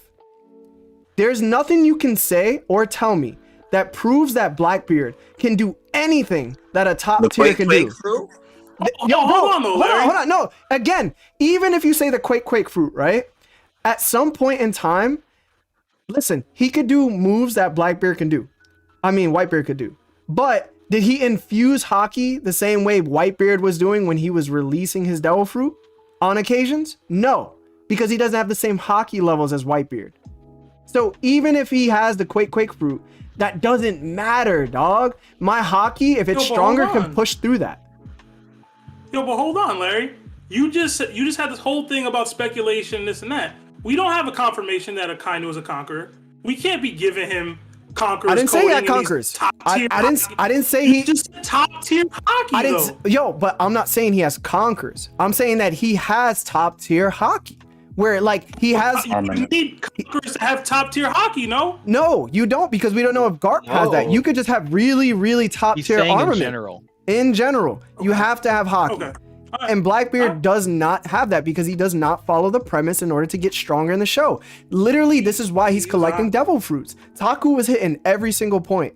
But if I'm going to attack it in a 1v1, let me turn the whole island into lava, bro. What are you going to do? I mean, he could turn the whole island into darkness. Would he overpower Akainu's devil fruit and his hockey? No. Because his hockey's not there. His devil fruit's entire premise is to overcome other people's devil fruit. Yo, but if you're talking specifically the hockey, no, but Sebastian's not getting that. Specifically, Sebastian's not getting that. You can combine hockey with your devil fruit, and who has done that? That verse Luffy, Doflamingo. He did his heavenly strings and added hockey onto it. What I'm saying is, y'all are giving Akainu this ability to coat his awakening in hockey.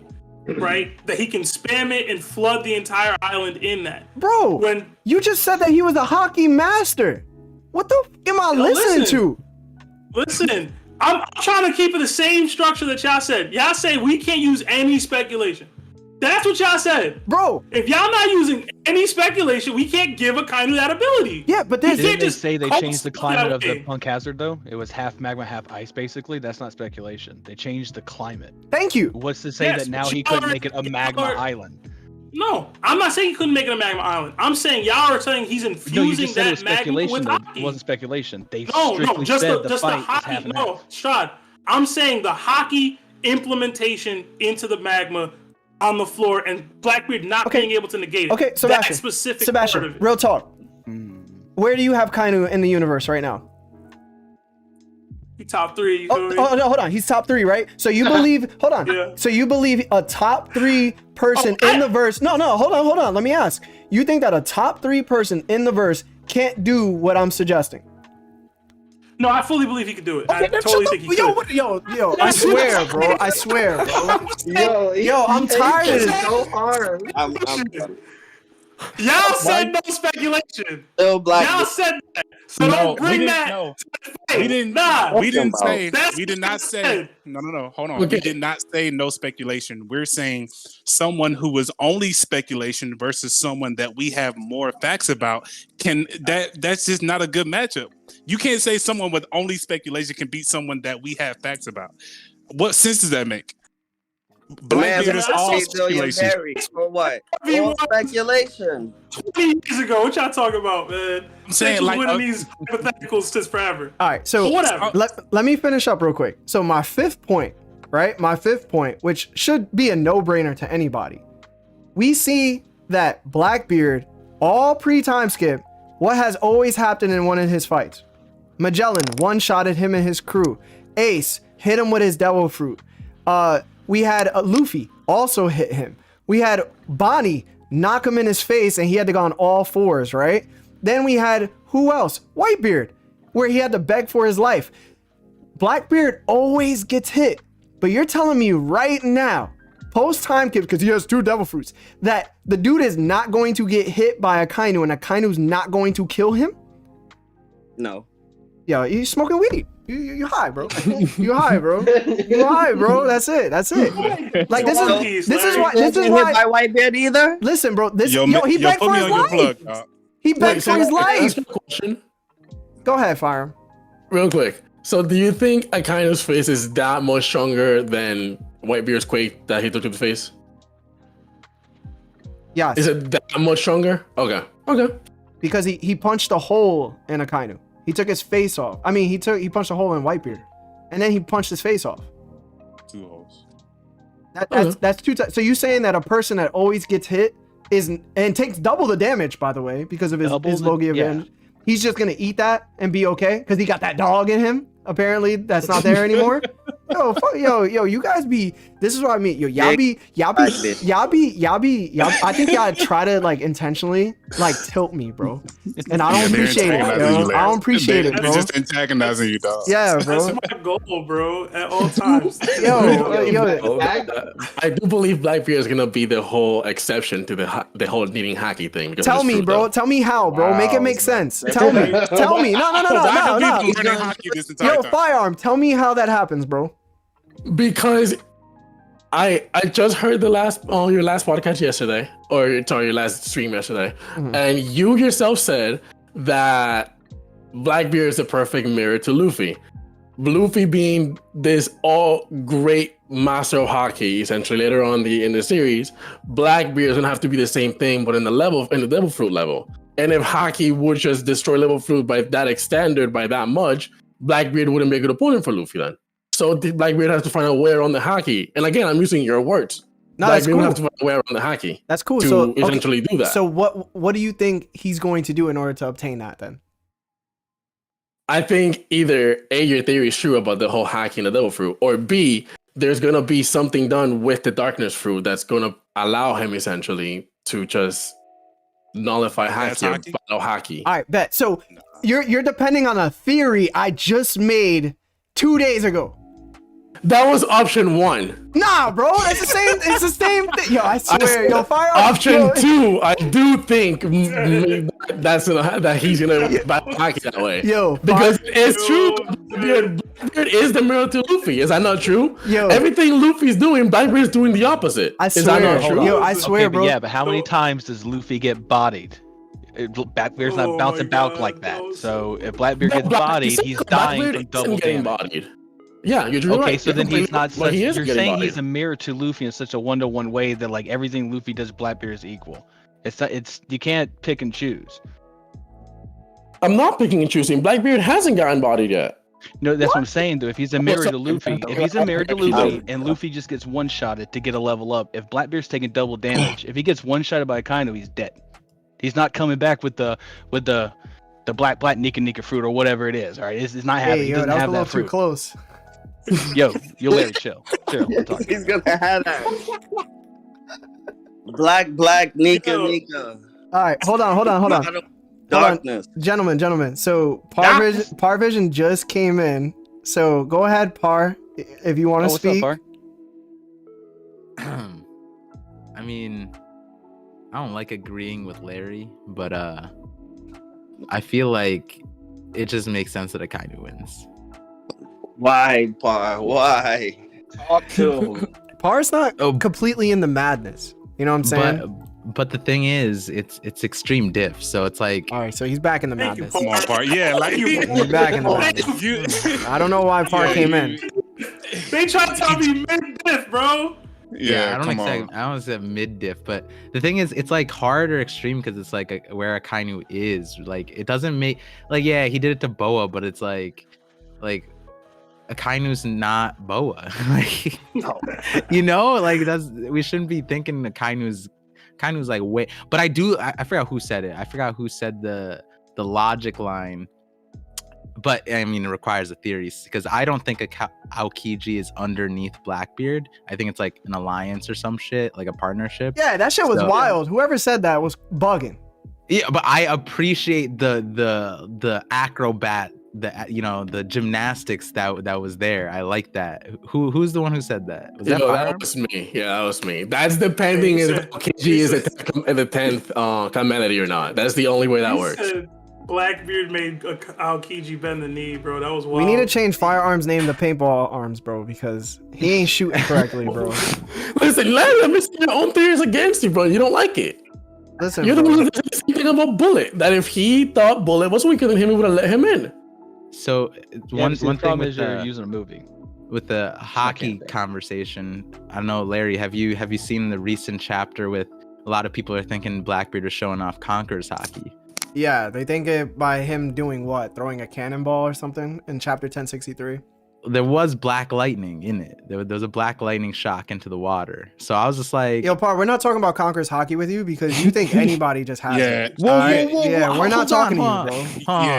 You think Usopp? You think Papa Goo probably has Conqueror's hockey to some degree. This sounds like discrimination. Hello, I'm talking about a specific panel. You didn't need to bring out outside shit right now. I'm coming in here I'm asking you guys about this specific panel, this black lightning, and you're here bringing out videos from like how many weeks ago? I don't know.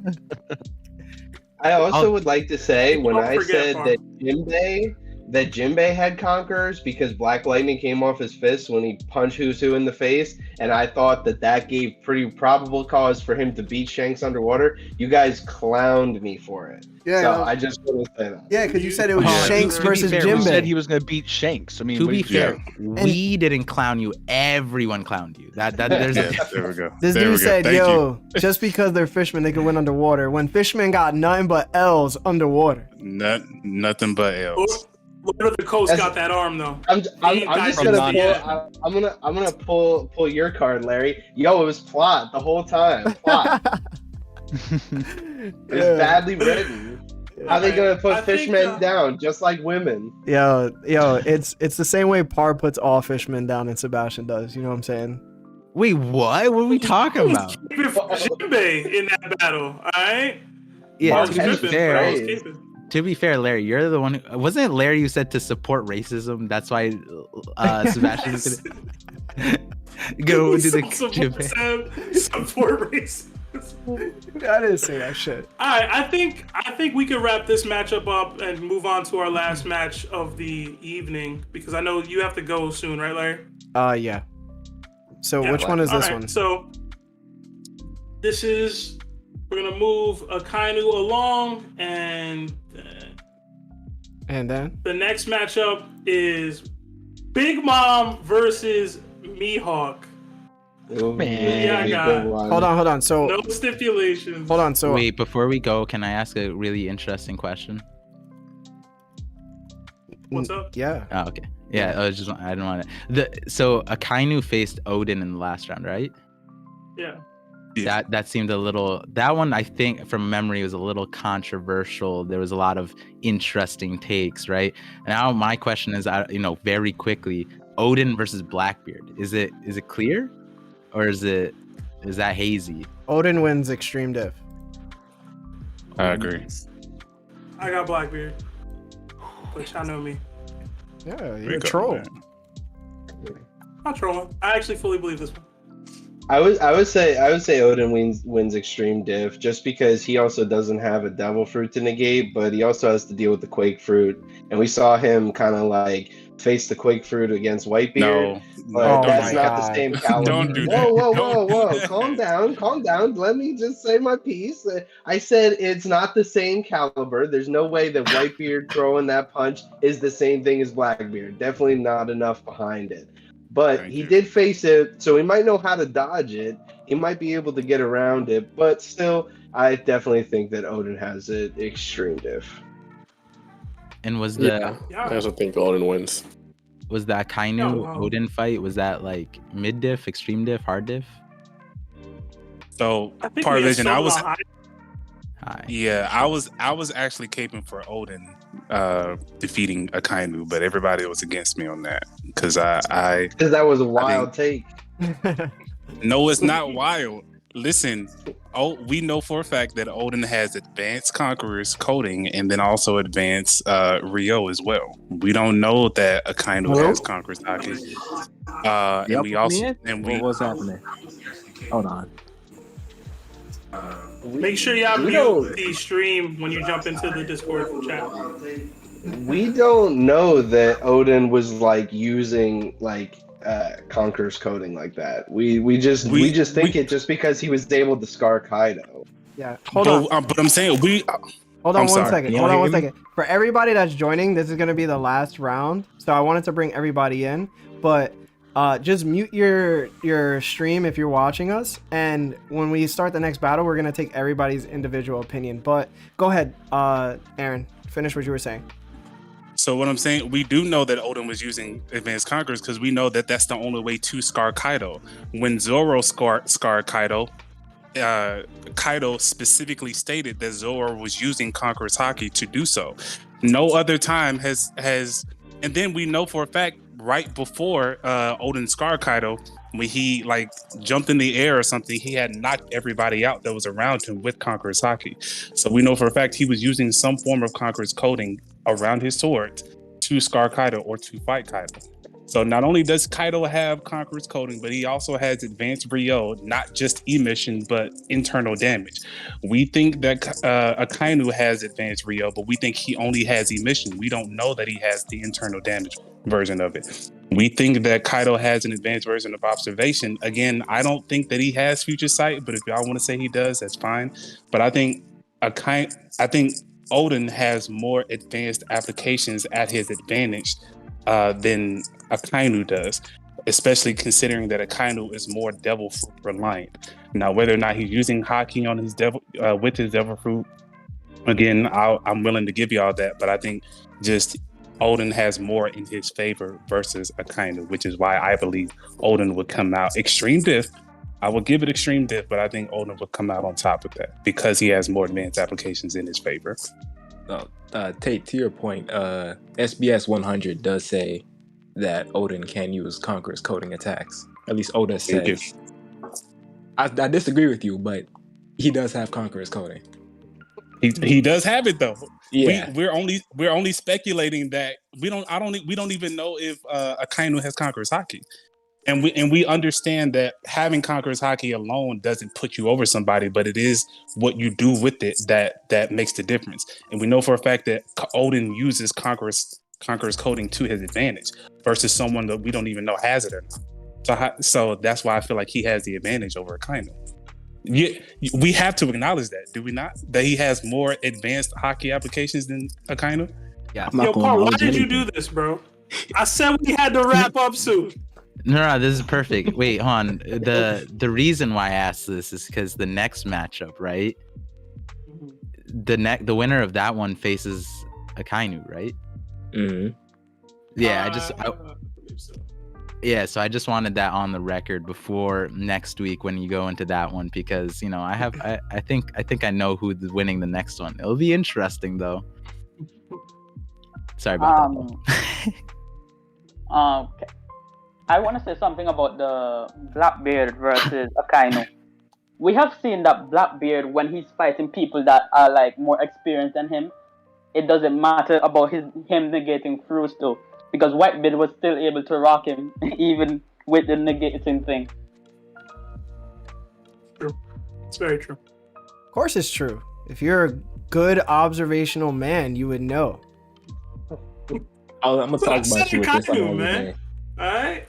I said Akainu. What'd you say, Javerse? Like I did it. I'm gonna speak with you about this on another day. But on to this last matchup. Yeah. Me and you gonna just clash, bro. Split the Hold scenes. on, real quick. We don't need a separate afternoon for that. Can I ask Parvision a question real quick? Yeah. So Parvision, where do you stand on Oden versus Akainu? Yo, it's tough. I'm not here to discuss that one.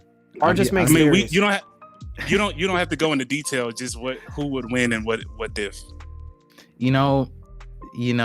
Very quickly. for some reason Akainu was afraid of samurais, and the only samurai God. we knew that was scary was Odin. So it's like, Talk that talk. you know, he didn't even get to see Odin. He had the PTSD. You know what I mean? Afraid of to even enter a country. I don't know what Odin did to instill that kind of fear into Akainu, where Akainu was just like, yo, we ain't rolling up on Wano because samurais. It's like, bro, what samurais have you Why seen? you turned it to Odin? It wasn't Odin. He just said samurai. Y'all wanking Odin more than Oda did. Don't get it twisted. What about Ryuma? He probably just heard a tale of Ryuma and was like, "Yo, we probably shouldn't go there." Yeah, he heard. They know Ryuma's ancient, tale, and bro. they're like, "Nah, we never going there." One at a time, Is, guys. is Akainu the kind to be Legends never afraid of die, ghosts? Akainu is not the kind to be afraid of ghosts, is what I'm saying. I'm mad we're using Akainu the word look like you're afraid. afraid of ghosts, bro. I mean, he seemed pretty afraid of Wano. I'm just saying. Yo, But Wano. we can move on. We can move on. Yeah. Par, go eat some cup of fruit, bro. I got you. You're right. No, Drink some I water. want Par's take on Go this get some one. potassium. I need Par's take on this one. Which Yeah, take? yeah. Which one you going, Paul? Big Mom versus Mihawk, man. What diff and why? Oh, we're just I'm the first one. Oh God. All right. Okay. See, it's better get it right. Mihawk. It's Mihawk. I say it's Mihawk, and the speculation is like we're saving him for the next realm of power, and there's things I can't say, but based off of those things, I'm like, yo, Mihawk is gonna be crazy. I mean, I can't say them because videos, but then also other things. And Mihawk is just like, he's set up to be absurd, and Big Mom wasn't that crazy, but like in terms of diff, if it's like a one-on-one, I put it.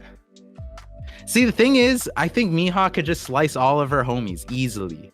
That's what I think. Like her Mazer cannon, I think he could just slice it. If like Zoro can slice like her Prometheus, I feel like Mihawk should be able to slice all of the homies. That just like cripples most of her like output, and then it's her physical abilities, and then it's like Mihawk versus a bumbling, like, you know, like, you're not bumbling, but you know, just this giant monster. It's I got Mihawk. I don't know what diff I put hard diff. I put it hard. Okay. All right, going down the list. Benjamin, who you got? Y'all gonna hate me for this, but I got Big Mom. The thing is, I just said Big Mom because I have seen more from Big Mom. I've seen more. Like what, eating? Nah. Larry, start the sponsor. This guy needs better help. Start the sponsor. This guy needs better help. But the thing is, I've seen more help from Big Mom, and her durability crazy as well. I give Haki to Mihawk though, because you can't tell me a man that only has a sword not gonna have some crazy Haki. But the hacks and the durability, for me, I gotta give it to Big Mom. Speed as well, because when she flying around with Zoro, she was fast as hell. But the thing that Par said, that Zoro was able to cut Prometheus, I think that was just because Flame ran. We don't know if just with Haki you can cut the other homies. Even though Brook did it, but he has some soul kind of power, so we haven't seen like just Haki harming another homie. Okay. All right. What about you? I added in Sergeant Shaved Balls. Are you in the stream? Are you in the Discord? Give us your take. Big Mom versus Mihawk. Who you got? What diff and why? I just got to give it to the world's strongest. You know. Okay. Top one. The world's strongest woman? The world's strongest woman, or the world's the world's swordsman? strongest swordsman. All right, just gotta clarify. And she's not even called the world's strongest woman, so we don't even know about that. You're right. Oda doesn't like women. Exactly. Boa might be the world's strongest woman for all we know. All right, that's cap. Kick him out. Okay. We gotta keep this one a little shorter, guys. So Strahd, who you got? What diff and why? Be Mihawk. Okay. Diff? I would say it's the same as last, between mid and high. The only thing I gotta say is Big Mom has gotten hit more times than I can count right now. When has Mihawk gotten hit? I'll wait. When does he fight? When they posted the cross, they posted Hey, Agent First, chill. But also, First, like go ahead. Mihawk. Oh, good. Nah. Finish your statement, Shrod. Well, I was gonna say also another way to measure him by is Shanks, right? So how we use Zoro to measure Zoro, we use that as Mihawk. What Shanks said about Mihawk for Shanks with the rivalry. So saying that Mihawk has no feats, he sails the seas on a beer cooler chair with some pretty flames, with wine in the back, no doubt. He has no crew. He's out here, with more drip than Ace had. So I mean, he's got plenty of feats. I didn't say. No, not you, Ben. That's more toward Juan in the chat. But Mihawk got feats. They're just feats in different ways. I just feel like there's a lot of speculation going on, and that wasn't allowed for Blackbeard. But whatever, it's alright, Strahd. Y'all lucky. It's alright. Feel how you want, signature Seb. It's cool, dog.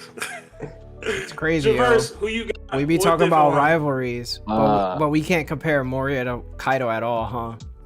I like to be different, so Big Mom. Do you actually think it's Big Mom, bro? Actually, yeah, I do. Okay. Alright.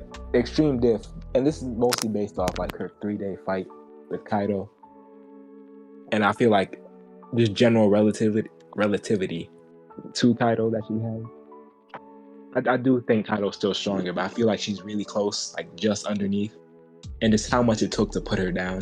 As durability wise, it's clear that Big Mom has the advantage. She was getting stabbed up, shock willied, railed, all that, and she took it like a champ. Imagine what Yoro's gonna do though. She has experience with that though. I mean, yeah, she does have like 70 kids. Yeah, but Big Mom was getting cut by law, even though it was awakened in Shock Willie. It wasn't one of the 12 swords of which we only know 2 of. I mean, it's a bit different of a level, right? That's getting like all of your organs attacked by a shockwave. Yeah, I get that, but the 2 different grades of swords are astronomically different, in my opinion. Like a Shock Willie might be an awakened thing. I feel like matters with What? law there, because he's not stabbing around in her inside. He stabbed right through her, dog. It's a big ass sword. Through it. Strahd. Let him speak his piece, man. Because what's going on? It's not like one law is stabbing in there with Kroom. He's shanking around with his sword. He puts it in, and then the shockwave comes out of the sword, basically. Hey, yo. Bro, that's what I'm saying, bro. Like, why is he saying it like that? There's no other way to explain. Taku, who you got, what diff, and why? Alright, so I definitely have Mihawk, and it's definitely high diff. I think that Big Mom's great, but I don't think that her durability can stand up against a Black Blade. We've seen him basically, wield it like one-handed most of the time, and he's doing the most. He's doing like better than Zoro feats. But on top of all that, like if we look at who beat Big Mom, is like Bombs, Kid, and Law, and I think that Mihawk is destroying them, and I definitely think that he would wreck Big Mom. I think that she definitely has somewhat of an advantage with her homies, but like they pointed out, like if he has a Black Blade and Zoro was cutting up Prometheus and Zeus and doing all the things that he was doing, we have to assume that Mihawk, being the master swordsman, the number 1 swordsman, was able to do something like similar at minimal level. But if he's able to do it on a higher level, we just don't know. We don't know if he was just able to cut them, and because of how intense the hockey is in his blade, that it could just send the souls back to Big Mom. Like, he could be that crazy. And to, put him on that, point where, Shanks is above him, because always, but he still was able to, for a good time, be a rival to Shanks until he lost his arm. So I would say that he's comparable. And he did it all without a crew as well. No jumping, no anything else. I think it's definitely Mihawk. And I would say hard diff just because Big Mom, like her being a Yonko deserves a certain level of respect. But it could be more mid diff depending on how fast he speed blitzes her. Real quick counterpoint. Zoro never cut Zeus. He's only ever cut Prometheus. Okay. Yeah, that's right. Because he used. Hold on, didn't Brook cut Zeus though? Yeah, but that's because of the he has that effect on all the homies. Word. All right, Aaron, you knew this was coming. Counter Taku if you want. So if I'm staying consistent with my speculation, because I know you're gonna call me out on it on this, Swaying on that. I have to go Big Mom Extreme Diff. I think Big Mom is similar to Kaido in the sense that if she uses all of her advantages, it's hard to really counter. Like she has advanced conqueror, she has advanced armament. We don't know about her observation, so I'm willing to give Mihawk the advantage over her in terms of observation. But then she also has a crazy devil fruit as well. She does have destructive capabilities with her attacks using her devil fruit. And we have seen destructive capabilities with Mihawk and his sword. But I don't think we've seen enough. His fight against Zoro pre-time skip, that's not enough to gauge how strong he is, because Zoro was nowhere near the level he needed to be. And I don't believe Mihawk has shown us enough at Marine 4 to really gauge how strong he was as well. I think if we're trying to compare his strength to a Yonko, he did say when he sent that strike to Whitebeard, he did say that he was trying to measure the distance between him, that man, and the rest of us, right? And we believe that Whitebeard was the weakest Yonko at the time. So if he acknowledges that he is weaker than Whitebeard, then we have to assume that he's probably weaker than Big Mom as well. Now, that was pre-time skip. We don't know what he's doing post-time skip, other than training Zoro to one day beat him. But we know that he just sits at an island and just sips tea and read newspapers in his leisure time. We know he's farming. What is farming? He be farming. Okay, I'm cooking as well. He do be farming and cooking, but we know he's not doing anything to test his strength. He sees himself as the top tier already. There's nobody that can really challenge him other than Shanks with 2 arms. So I think to staying consistent with the speculation aspect of it, with everything that we do know about Big Mom, if she's written correctly, she should come out on top against Mihawk. Extreme diff, but I would go Big Mom. Okay. Jack, I don't think we've heard from you yet today. How you doing? Who you got? What diff and why? Hey, what's up? Yeah.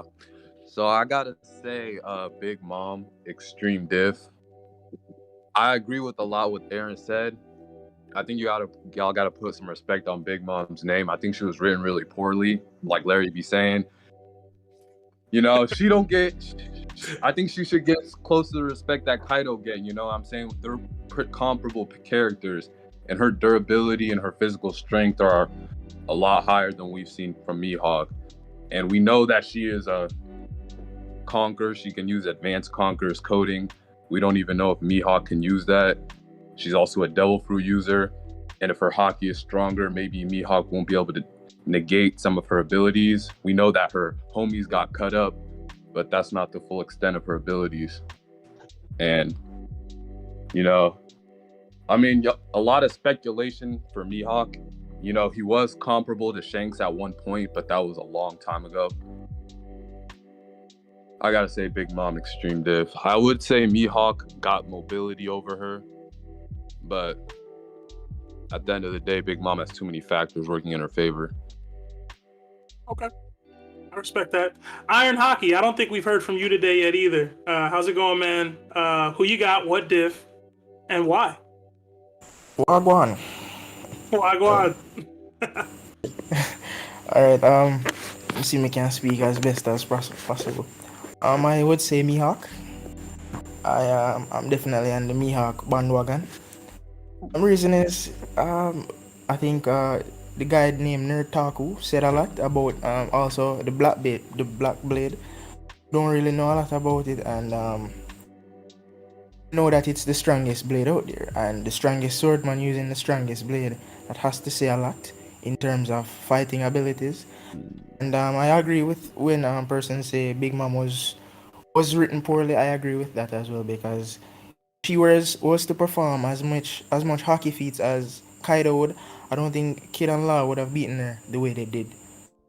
I think it would have been a much tougher battle, even though it was already.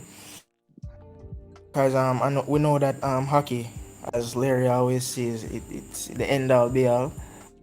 So with her hockey, she could have done a lot against Kid and Law, since it is kind of like semi-trash. But we're not going to details. The reason why I say Kid is semi-trash because I mean, he does have guts. He does have guts. Probably because Larry has a lot of influence on my thoughts as well now because I like his takes. You can't let Larry influence you, man. You're gonna be wild. No one, but He's gonna be wild. I agree with you, but yeah. Quick question. Can I say something? Make a comment real quick? Yeah. And I know this is going to be a wild take, so I need everybody to stay calm when I say it. Everybody stay calm. Try. I'll try my best. So when Zoro had Susui, did Zoro turn Susui into a black blade? Nah. No, it was already black, right? It was already black, right? Correct. All right. So we don't know for a fact that Mihawk turned Yoru into a black blade. We don't. That's all I'm saying. We don't. Listen. Just hear me out. I need y'all to hear me out. I tried to warn you. Listen, we don't know for a fact that Mihawk is the one that turned Yoru into a black blade. Mm-hmm. Yes, he does. That's all I'm saying. Shin, go ahead. One time. Shin, go ahead, bro. No, Aaron didn't get. Let Aaron finish. Larry. So all I'm saying is we don't know if Mihawk is strong enough to have turn a sword into a black blade. We know he's strong enough to wield it. And walk out, man. That's all I'm saying. It's not a hot take because I said that before and I caught flack for it, but it's still true. And then I'm gonna raise one, and I still double down that Mihawk wins. Mihawk is a sword. Can't change my mind. All right. But wait, does it mean Mihawk has a black blade as well? I say hard. Hold on, everybody. Shin, it's Shin's turn. Shin, go ahead. Speak your piece. Who you got? What diff? And why? I'm gonna block out whatever blasphemous idea Aaron just said. but Big Mom versus Mihawk, yeah, Big Mom got homies. Yeah, she got all these extra attacks. But first off, we haven't seen a single named attack from Mihawk. So we don't know what this man got in his Birkin bag. He can pull out something completely crazy. Speculation. And at the same time, speculation. Yeah. None of y'all lawyers. Speculation. Man. Okay. But at the same time, he's the world's greatest, strongest swordsman. I believe that he can cut anything he needs to cut. Anything that comes flying his way, he should be able to cut it. Not only that, it's blasphemous not to give me anything that Zoro got. Yeah, it wasn't confirmed he got Conqueror's Haki. But y'all telling me y'all don't believe that Mihawk will is that strong, if not stronger than Zoro's? And if Zoro has Conqueror Haki and Mihawk don't, how is he able to compete with it?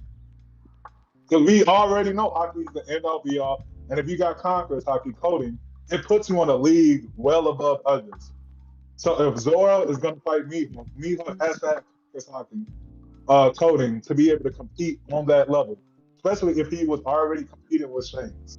That would make sense. That would, yeah. And the Black Blade stuff that you just mentioned, if there was really somebody who turned Yoru into a Black Blade before Mihawk got it, we would have heard of him by now.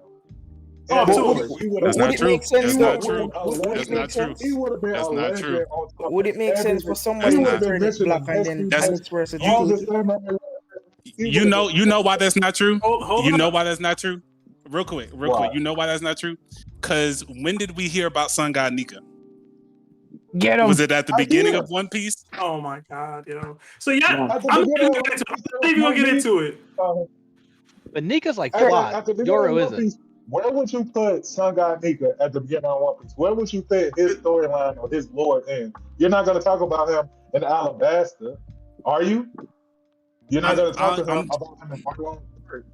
We had to wait until Skypiea came around for gods and all this lore to come around to be introduced to Sun God Nika. And that was well early in the story. The story is over 1,000 episodes long. Considering that came around chapter or episode 200 something, that's still early in the story if you really think about it. So Sun God Nika was actually brought up during Skypiea. The name Nika was brought up during Skypiea. No, it wasn't, bro. Come on. But Sun His name was not. All right, Sun God was. we gotta go to the next person because I'm trying to get everybody in before we gotta wrap. So try to keep your answers concise, people. Gold Dragon, who you got? What diff and why? But keep it brief. And don't be wilding out, Aaron T. Third, I'm gonna go with Mihawk, Extreme Death. Gotta put. I do like Big Mom. She didn't get enough credit, and I think that with Mihawk as the greatest swordsman, he's gonna have like most or all hockey speculation, of course. He is gonna be the end all be all for Zoro. But I gotta put respect on Big Mom's name. She got more feats than Mihawk. We haven't seen anything from Mihawk. But if we're gonna speculate with Shanks, we're gonna have to speculate with Mihawk. Other than that, I think that Mihawk has a lot going on with his slashes and the hockey, so he's gonna be able to negate, if he can negate her abilities. Hockey is end all be all, so that's all. That's what I got. All right. Strahd, I already know who you got, but it's your turn. Who you got? What diff and why? I'm gonna stay with Mihawk.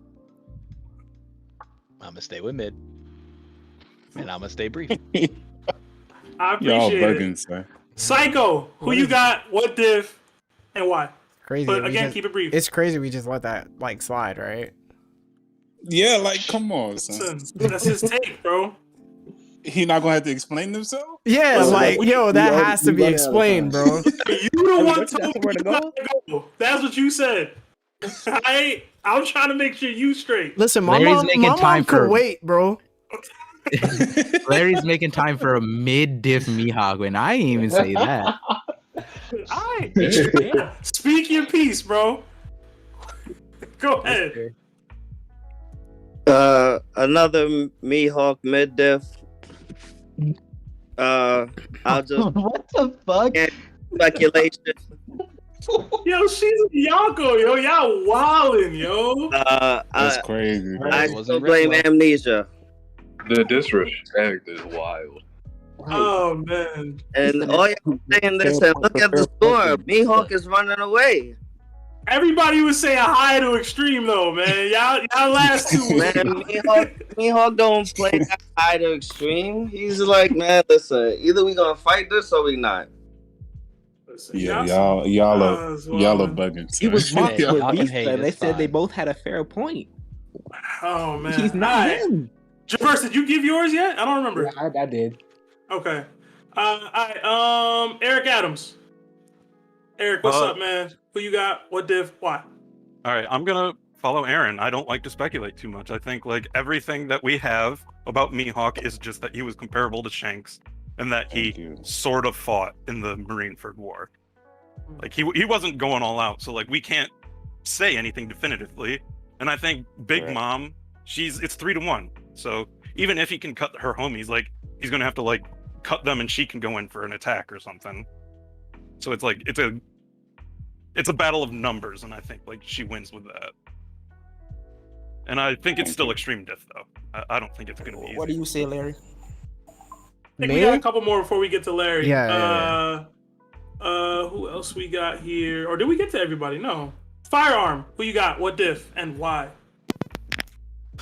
I'm gonna say Mihawk wins high diff. Just because Mans was feared by the Marine as a Marine hunter. That's not something that's happened to anyone ever that we've known. Top swordsman, again, that's a title that's not just given out to anyone. You have to go through some stuff to get there. And yeah, keeping it brief, that's pretty much it. We saw Big Mom get defeated by Law and Kid, two people that's hackies have been questionable at that point in time. I don't see Mihawk losing that fight. Okay. Benjamin, did you go yet? Yeah, I already did. I was the first one. Okay.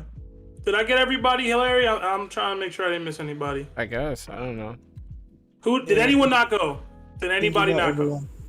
I got everybody. All right, Larry, your turn. Who you got? I know you got. So, I think it could go either way, and I'm gonna be real. And I think it's extremely difficult for both. My bad. I've been drinking. Extremely difficult fight for both. So, like I always said, I think Big Mom is written poorly. I think the fact that she didn't use Conqueror's coding against Kid or Law, but she used it against Page 1, is just clearly stating that that's just inconsistency of writing.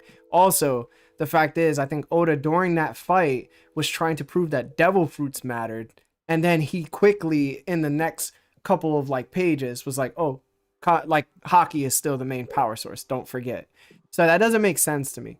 What I will say is I'll bring up some chapter shit for proof, right? So we got chapter 553, and this is what Mihawk says. This is not what anybody else says. This is what Mihawk says, and this is official translation. This is not TCB shit, right? Mihawk, during Marine Ford War, says, heh heh, what are you doing? You are really going to fight? And that's Doflamingo, right? Mihawk responds, I just want to measure the true distance between that man and us. And he's talking about Whitebeard. And what does Mihawk do? Against the Yonko, to prove how far Whitebeard is above him, because that's what it's clearly stating, he throws out a sword slash. Everybody goes, oh, it's Mihawk. And what happens? Jozu blocks his shit, and it says he blocked it. He stopped the world's most powerful sword slash. And what does Mihawk do? Just stare into the distance. In another chapter, chapter 562, right? We see Mihawk and Vista clashing together. Mihawk didn't just toss Vista to the side, right? Mihawk actually said, you know what, Vista? We should settle this later. And then Vista goes, it seems that would benefit both of us. So that means that they neither can go against one another without having some type of difficulty, right? And what I will say is that shit does not happen with Big Mom at all. And I get the fact that everybody wants to say Blackbeard for Shanks, even though that was like 12 years ago. Yo, Mihawk and Shanks are supposed to be rivals. Yo, guess who else was like a rival? Moria and Kaido. Are they close in comparison to strength? Hell no. Because clearly one succeeded the other in terms of whatever they had to go through. And then the most famous line that Mihawk has ever said in the series was said to him and Luffy in conversation. He goes, what is your goal? And then Luffy goes, you know what? I want to be Pirate King. And what does Mihawk say? That is a more perilous path than it is becoming the world's strongest swordsman.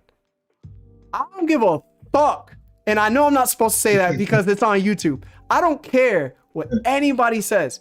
Mihawk has clearly shown that he has not been able to exceed a certain level of competition, and if he tries to, he lacks the actual observation to see who's strong and who's not in comparison to his own strength. So I get it, he's the world's strongest swordsman. One, Yoru is not the most powerful sword in the game. It's part of the 12 swords that are the most powerful in the game.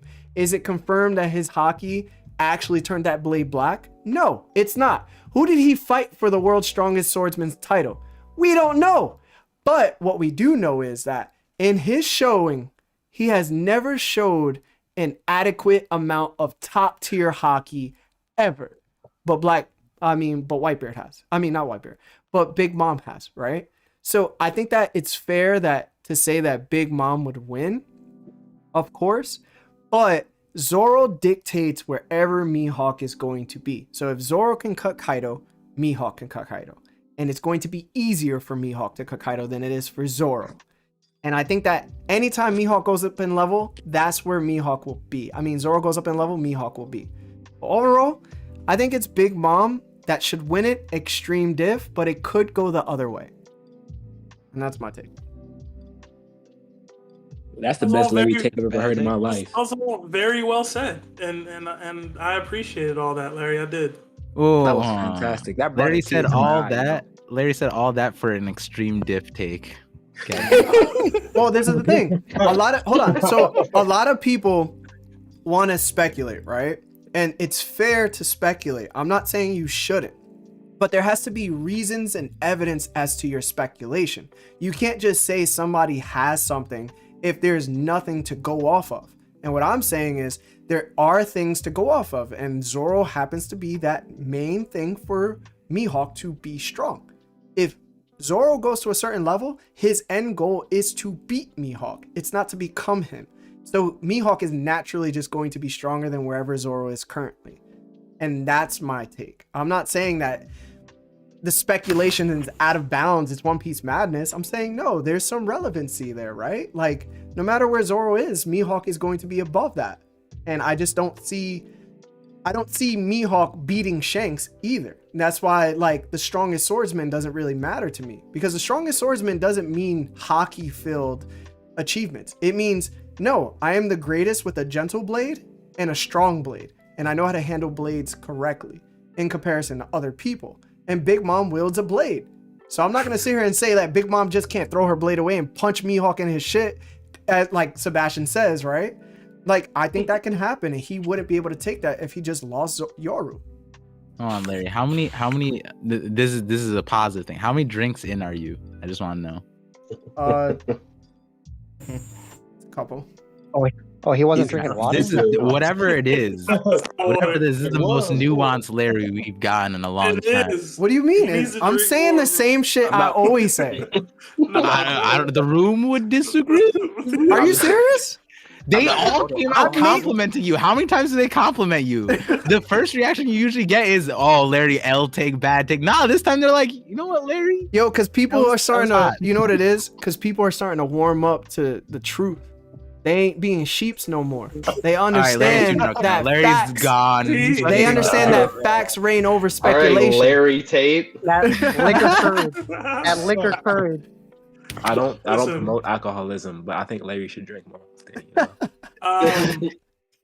I think I have to give mine, and we'll wrap with this, I guess. I got Mihawk.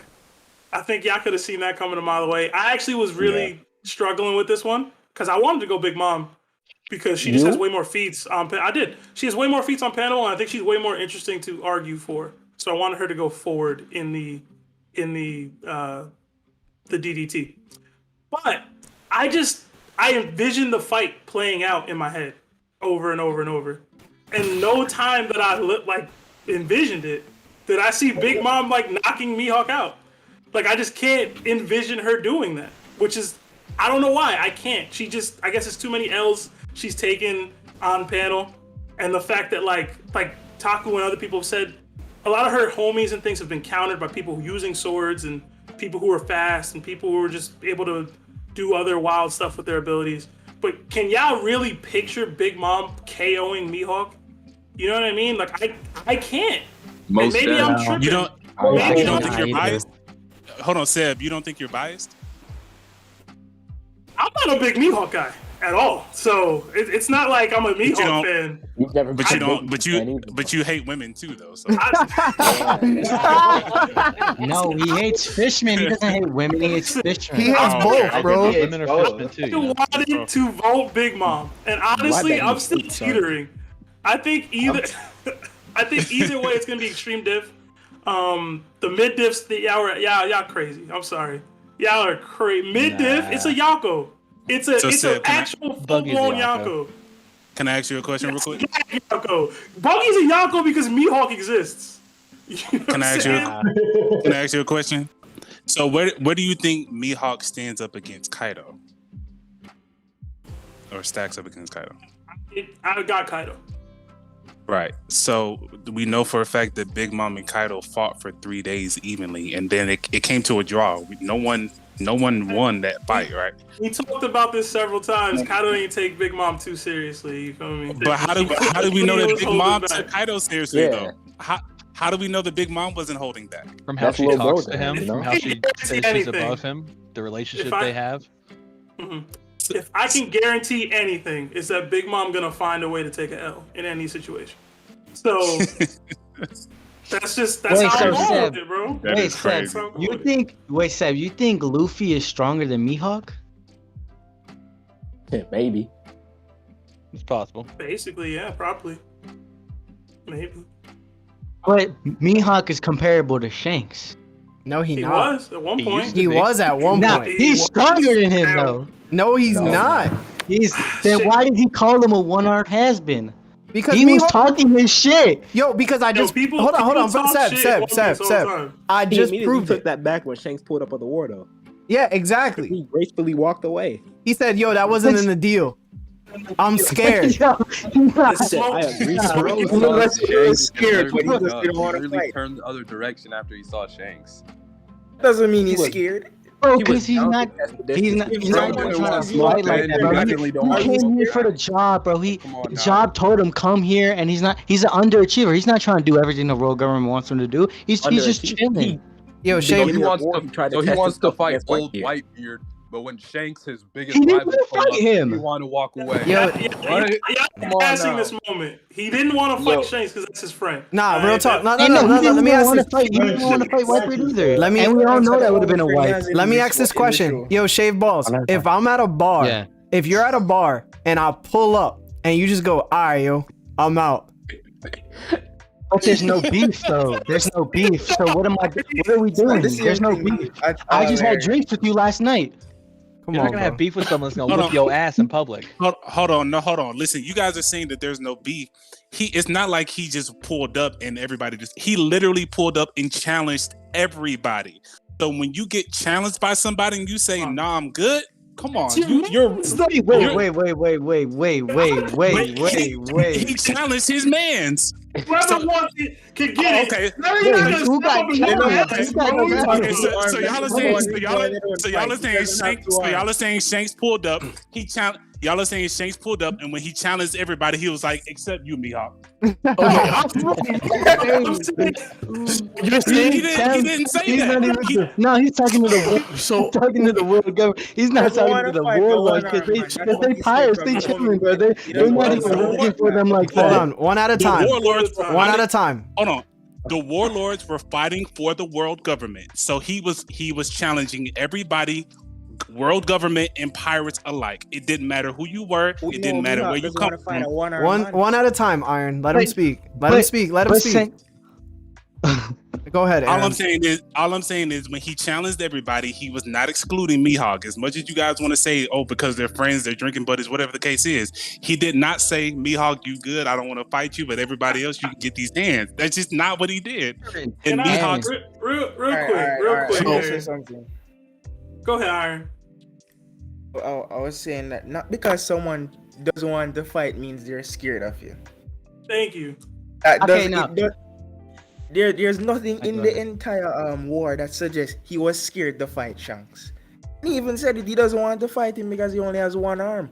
What's the point of challenging someone with one arm? He said that earlier on in this show.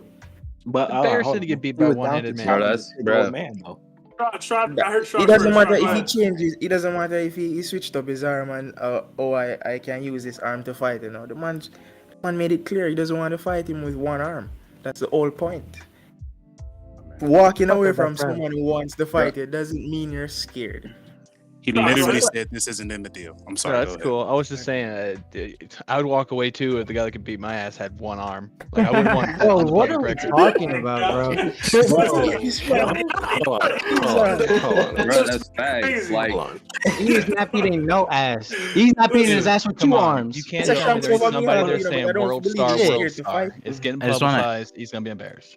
I just want to add that especially now that we know Mihawk's like allegiances, right? Like at the core, he's a marine hunter, right? So he fought Whitebeard. He agreed to that. But would he fight his friend on behalf of the people he's hunting, right? Like that's something that's important in that context. Exactly. That's like, now we definitely understand that Mihawk had no reason to put out more than he signed up for in that moment, right? So Hey, Can I ask a question? Was Whitebeard and Roger friends?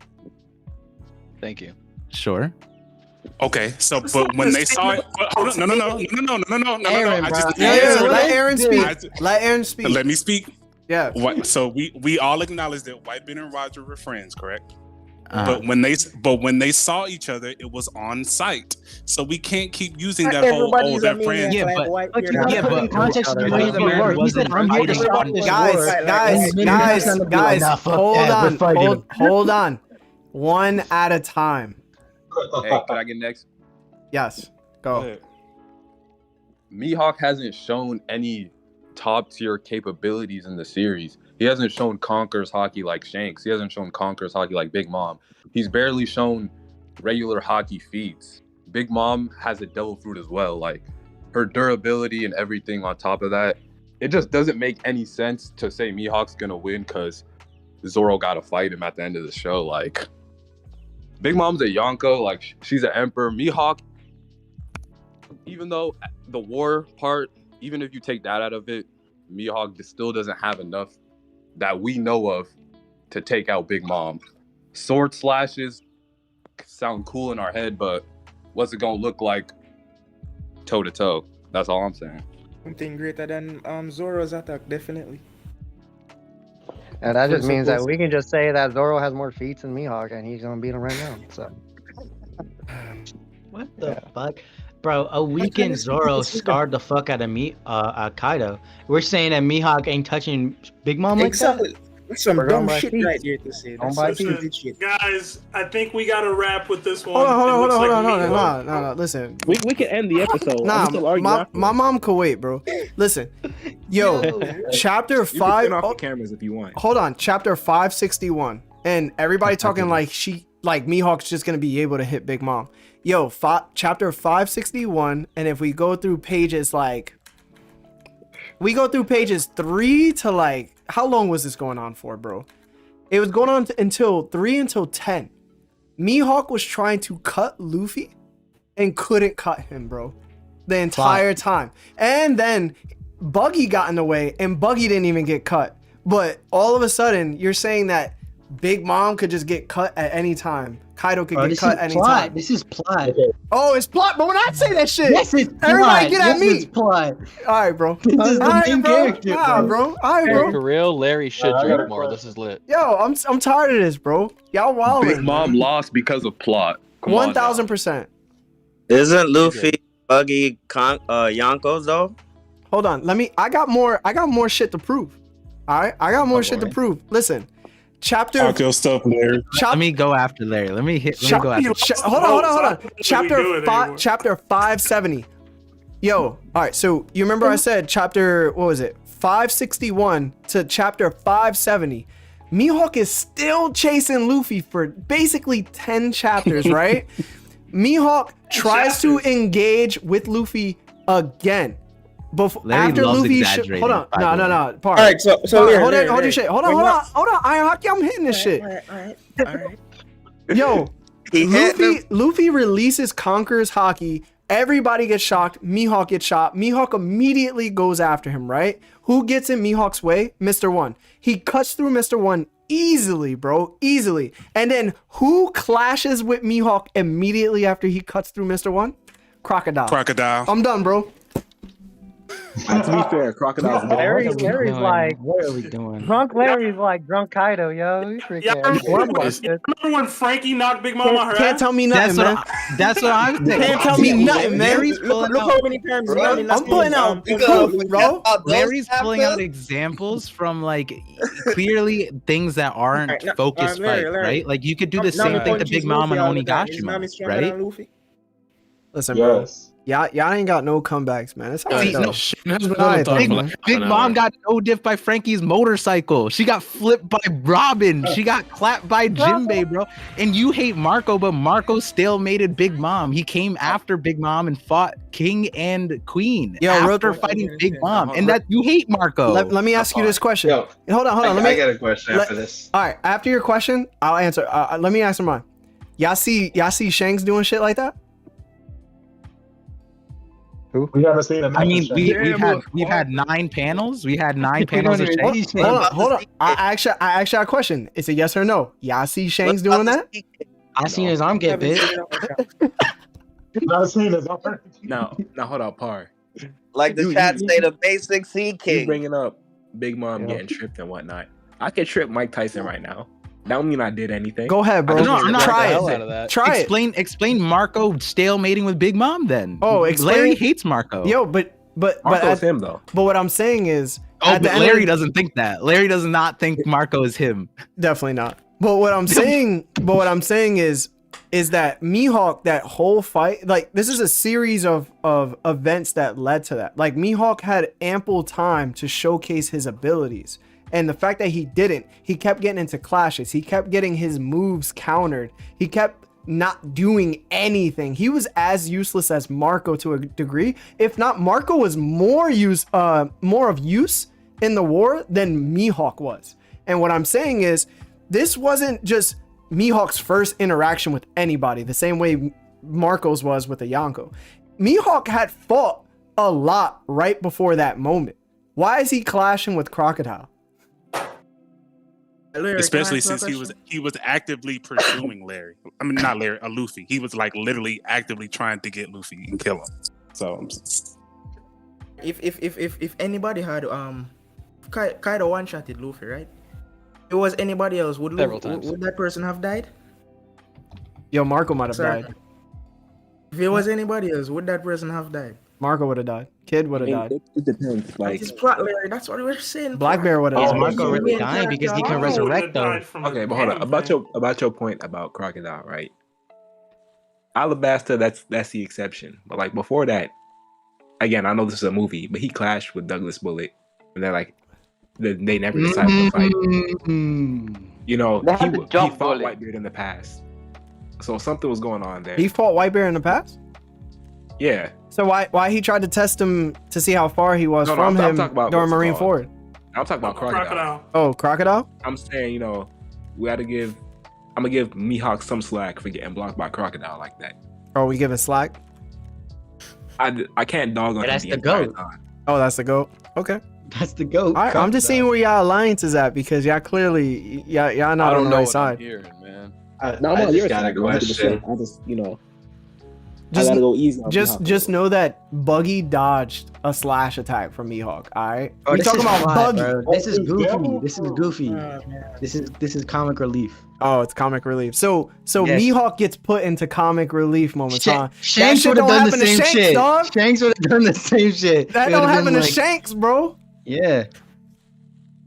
Just remember who Mihawk can I is. ask my question? Oh yeah. Go ask your question, Taku. Okay, so I'm enjoying all of this. This is fun to hear it all. But okay, so you're telling me that a few bombs and Kid in Law can step up to Mihawk and beat him. Yeah, bro, that was plot. You say he's trash all the What time. the fuck are we doing? She took a lot. Come on. How can you? So you can call plot on this and plot on that, but like you can't call plot on like the whole fact that Mihawk didn't just murder Luffy in the middle of Marineford. He didn't. Like, Fucking take out the bombs. Just Kid in Law versus He's the Mihawk. main character. You don't kill the main character earlier on in a show. I have That's no a hot piece of thing. Mihawk to equate to Big Mom. Bro, they don't even have hockey like that. Especially Kid. They made it work. Yo, Taku, real talk. If you think that Law shock Willie Mihawk's arm the same way that he did to Big Mom, you think he's still holding the sword, yo?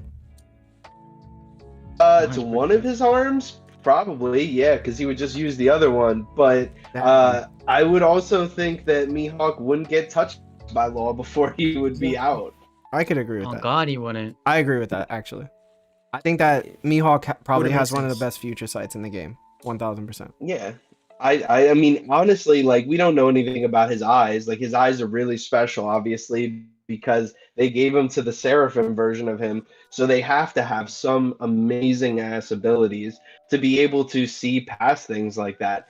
And I think that, yeah, it is getting into like a speculative realm. But I also believe that there is a place for a little bit of that speculation when it comes to Mihawk versus Big Mom. And even if he didn't blacken the blade, I mean, he's still wielding it effortlessly. And we've never really seen him unless he's using it against Zoro. I'm pretty sure every time he swung his sword, it has been a one-armed sword slash, unless he was like countering somebody. So we really don't know what he's capable of, but I'd imagine that a black blade can definitely be like have the durability negation to be able to cut Big Mom. And yeah, we don't know if he has conquerors yet, but I'd imagine that if he has that, that high scale of armament, almost in the same realm as I wouldn't say as far as like Garp, but if we think that Garp doesn't have conquerors, but he was able to get armament strong enough to go toe to toe with like the top tiers, I would imagine that Mihawk has that for his sword, or at least something maybe a step or two down that would be able to cut Big Mom. Yo, Taku, just before you continue, if you look at the screen on YouTube, it says chapter 561. You'll see that Mihawk is using two hands in order to try to cut Luffy, and he can't. Pre-time skip. Okay. That's plot. Oh, that's plot. Yeah, just call it plot. That's what we do. Yeah, you guys should be able to see it, but you'll see it on the stream if you're Oda looking didn't at want it. me to come out too early. Yeah, it just came out. Yeah. I mean, is he really swinging there? He didn't land a single hit. I'm not saying he should have killed Luffy, but not one hit. Not But I mean, one. is he really Luffy trying had to hit no him, or plot, is he he would have just, died like, instantly in the barrel. Is he really trying to hit him though, or is he just like testing him, just seeing how he reacts? Yo, judging bro, him? you want to know why that doesn't make sense to me?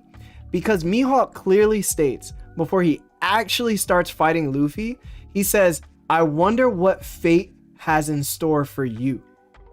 So Larry, you think he went all out versus Luffy? Like, come on, bro. Yo, I'm gonna tell you, I don't he think gets his third I'm not open. saying He all knows out. he's in the Matrix. He's like, what is this plot armor? Why can't I hit him? Like, him using two hands is not proof that he was going like even 50%, Listen, bro. listen. It's a sword slash. Hold on. Taku was saying that he's not sure if he even used two hands, and I found a panel that he was using two hands. That's all I did. My fault. I had to go to the bathroom. I couldn't hear you. Listen, bro, you gotta take shits. Do it, bro. But what I'm saying is, like, at the end of the day, he uses two hands. Why would he use two hands against Luffy? But when he needs to compare his strength to a man, he wants to know where his strength lies in comparison. He uses one hand to throw a sword slash. It And he's clearly weaker with states that Mihawk lacks some type of observation to see where people's strength lies. And that's the same thing that Kizaru had, where he thought he could just roll up on Wano and take care of two Yonkos. That's not true either. So Larry, if that's proof positive of whatever you're saying, then Big Mom asking for help to beat Marco, what does that mean? No, she didn't ask to have She help. did. No. She asked for help. What chapter? She did. No, what chapter? What Did chapter? she not? What chapter? They were fighting. They were what was it? 995 or whatever. No. It's It's 995? All right, let me go to 995. She goes, yo, Sparrow, come take this dude out. You can't. That's You why she can't. doesn't want to waste her souls. Listen, bro. Yeah, I ain't trying so- to hear hold that, on. bro. But I ain't listen, trying to hear listen, that. You can't use one example to prove your point and ignore a similar example. Oh, hold on. Hold on. This I got is the about resource management. I got the actual information. All right. Just because Sebastian loves trolling and lying, she goes, It's not trolling. Hold on. She says Prometheus. And then she goes, why am I losing to mere flames? And then Marco goes, Phoenix flames have a special property. And she goes, all right, that's enough from you. Get him Parasparrow. And then Parasparrow says right away. All right. So she didn't say I needed help. She was just like, I yo. ain't said she said she needed help. I said she asked for help. That's what I said. And what she Did do? she or did she Hold not on. ask? When Parasparrow truly came through, when Parasparrow started to help, what did Big Mom do after that? did. What are you talking about? Thank She you. So dipped. She told you. him to handle her Yeah. light work. Exactly. That's not asking for Right, help. right. That's saying, yo, I don't want to fight this dude right Oh now. my god, yo. Oh my god. Why would she just She handle it literally herself? she literally says in the chapter that what did she say? I don't have the homies to fight you right now. She says that. She actively says that in the chapter. She says, I thought she said she didn't want to waste her homies on Marco. It's a bad match. All right. that's So not what she said. if you guys look at the screen on YouTube, this is the actual panel that she says, because Sebastian again likes relying on TCB, which is amazing, by the way. Shout out to TCB.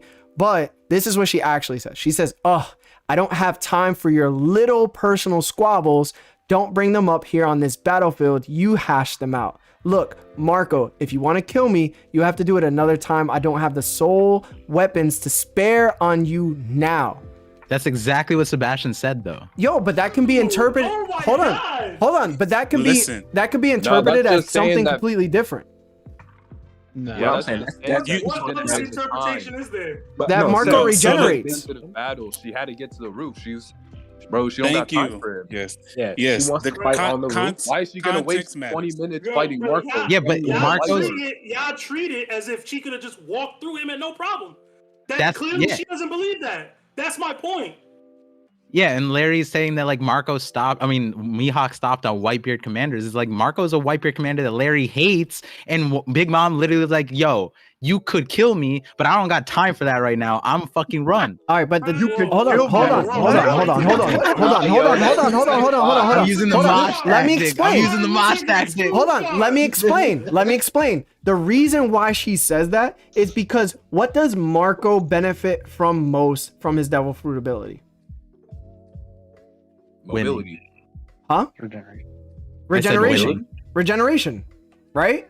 The fact that he can regenerate from literally anything is the reason why she said that. It wasn't because she felt that he was necessarily somewhat of a combatant to keep her at bay. It was like, no, if I decide to do anything to this dude, he's just going to regenerate and then come right back. He's more of a nuisance than he actually is someone that can stop me from doing what I'm doing. I don't need a gnat hanging around my face. I need to get somewhere and I need to be there, but instead, this guy's just going to keep bugging me. So what do? I say, Parasparrow, because you're capable, handle this person so I don't have to, because I don't have time for weaklings like him. That's not what she said. Okay. That's not what she said. All right, bro. Yeah, That's Larry's what on happened. headcanon. Wait, hold on. Real quick. This is an interesting question. Larry said that he can regenerate, but the thing is, like, if Big Mom used Hockey on Marco, that should damage him. It's like the attacks that don't have Hockey on him,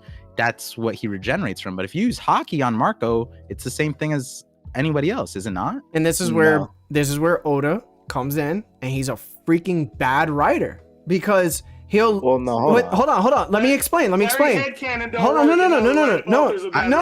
I was asking a question, by the way. I know. I'm gonna answer it. The reason why I say that's bad writing is because even though Marco is mostly known for his dangerous ability to regenerate and just keep coming and attacking and tanking hits, right?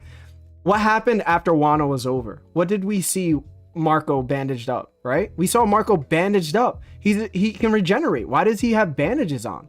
So there's clearly an inconsistency with Marco's regeneration abilities, but also the general writing around Marco, which is what I attack most. I don't attack Marco himself. I attack Marco's writing. Like, Marco should be top 1 commander, but instead he's not. Why? Because Oda doesn't actually use him to his fullest capability. He says, yo, this is the pretty chick that's at the dance that everybody wants. But guess what? She's never going to dance with anybody. So you're just going to have to just chill out with the average chick and just be like, yo, I saw this pretty chick at the dance.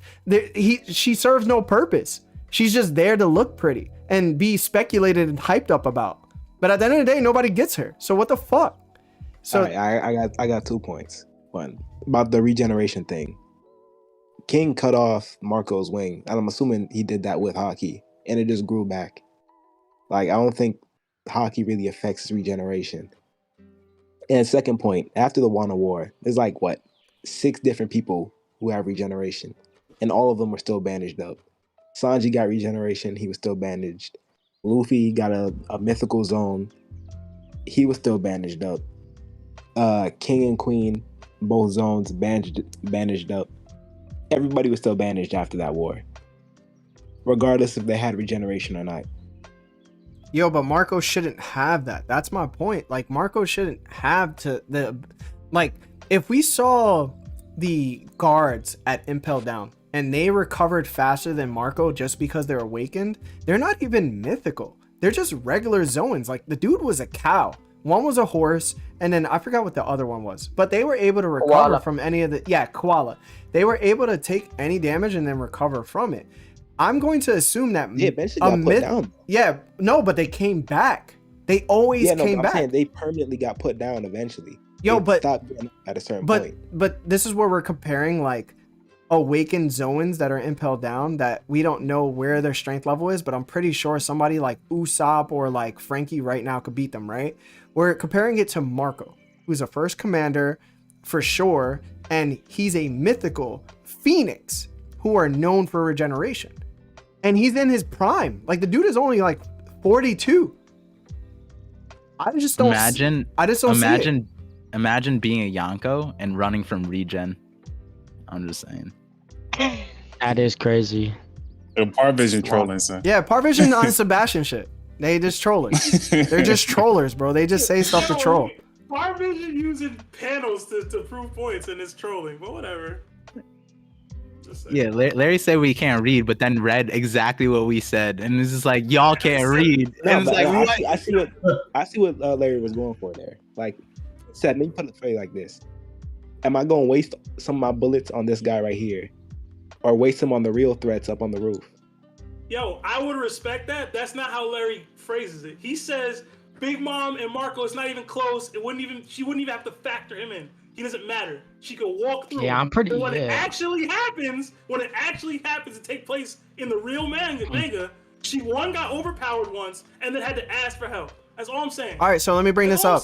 So let me bring this up real quick, Traverse, before you She got go. overpowered. Hold on. Before you go. She's stronger than him. Yo. So let me get this straight. So Marco tries to fight King. King puts him on his ass, but then Green Bull fights King and Queen, and no diffs them. And you think that like Marco could just do something to Big Mom, who's definitely stronger than King and Queen. Because Marco and a Green Bull. Mom, then King and Queen. You see how that works also out? saving mad people on the live floor. Y'all ignore he was multitasking throughout the entirety of the war. He didn't just pull up and say, "Oh, let me fight King." That's not what happened. He fought King after doing mad other shit for an extended period of time. But okay, it don't matter. We ain't supposed to talk about Marco today. King and Queen did get their ass beat though too, so they were weakened. They did get their asses beat heavily. One Piece inconsistency. That's all it is. Sanji flew Queen to the moon. I mean, like, did we see that panel, bro? Yeah, I think Larry would love how the One Piece anime be doing Marco. What's going on? Traverse, you be thinking that Kid actually landed damage on Kaido, so we don't talk, bro, because of that anime shit. All right. Manga too. Kaido acknowledged the damage. Oh my god. Okay. All right. Whatever you guys say. What? They didn't do no damage, but the Akazaya 9 did. Okay. My answer is going to be Big Mom wins. I think against Mihawk, extreme difficulty. That's being generous, but I think it's extreme, and it could go either way. Okay, wait. What do you think? What do you think Big Mom has that Mihawk doesn't? Conquer's coding, a devil fruit. Okay, Numbers. Zoro has Conqueror's coding. Her ability. So Zoro has Conqueror's coding. okay.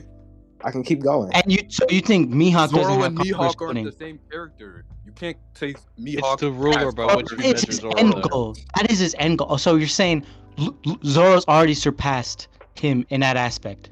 You're stating something that hasn't been stated. You can't say that Mihawk is gonna have Conquerors just because Zoro has it right now. Mihawk could have other abilities. All right. Okay. Let me, I got a question. What's called? So do you have Kaido over Shanks or Shanks over Kaido? Me? Shanks over Kaido or Kaido versus Shanks? Who was saying that they got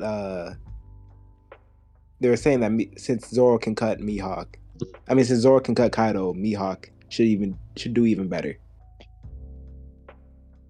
Pretty sure that was Larry. Larry said that. Wait, what'd I say? I'm drunk. You said since Zoro can cut Kaido, Mihawk is definitely cutting Kaido. Yeah, for sure. And I agree with it. Yeah, you have to agree with And- that. If you don't, then you're just bugging. Yeah, what'd you say? I'm saying he could, but my point is that all right, Luffy can, of course, damage Kaido, right? Mhm. And Shanks should be able to do better than that. But that doesn't mean that Shanks would necessarily beat Kaido. So you can say that Zoro, Mihawk could do better than Zoro in these instances, but that doesn't put Mihawk above these people that Zoro are fighting. It does, because at the end of the day, it's proof positive. Like, if Zoro's end goal is Mihawk, then no matter what we think, no matter how much we speculate or think of evidence, like even I knock Mihawk right now because he's not able to hit Luffy pre-time skip in Marineford and he's using two hands, right? Or he's comparing himself to Whitebeard with a sword slash and then it gets knocked by Jozu. I know that realistically, even though those feats are terrible by Mihawk, wherever Zoro is, Mihawk has to be one step above that. So I have to assume that Mihawk is going to be stronger than Zoro, so he can do anything right now that Zoro can. I would say it's a really good matchup if Sebastian created a Odin versus Zoro. I mean, an Odin versus Mihawk. I think that would be super interesting and would create a lot of controversy because that's an actual fight right now because we don't know who's Mihawk has fought in the past. Besides Shanks, that was like pre-Yonko, pre-Lost Arm. He was probably the one that fought Z and took out his family. You saying he took out his man? I have a question for y'all. Who y'all think gave Mini Mihawk his black blade? Vegapunk for sure.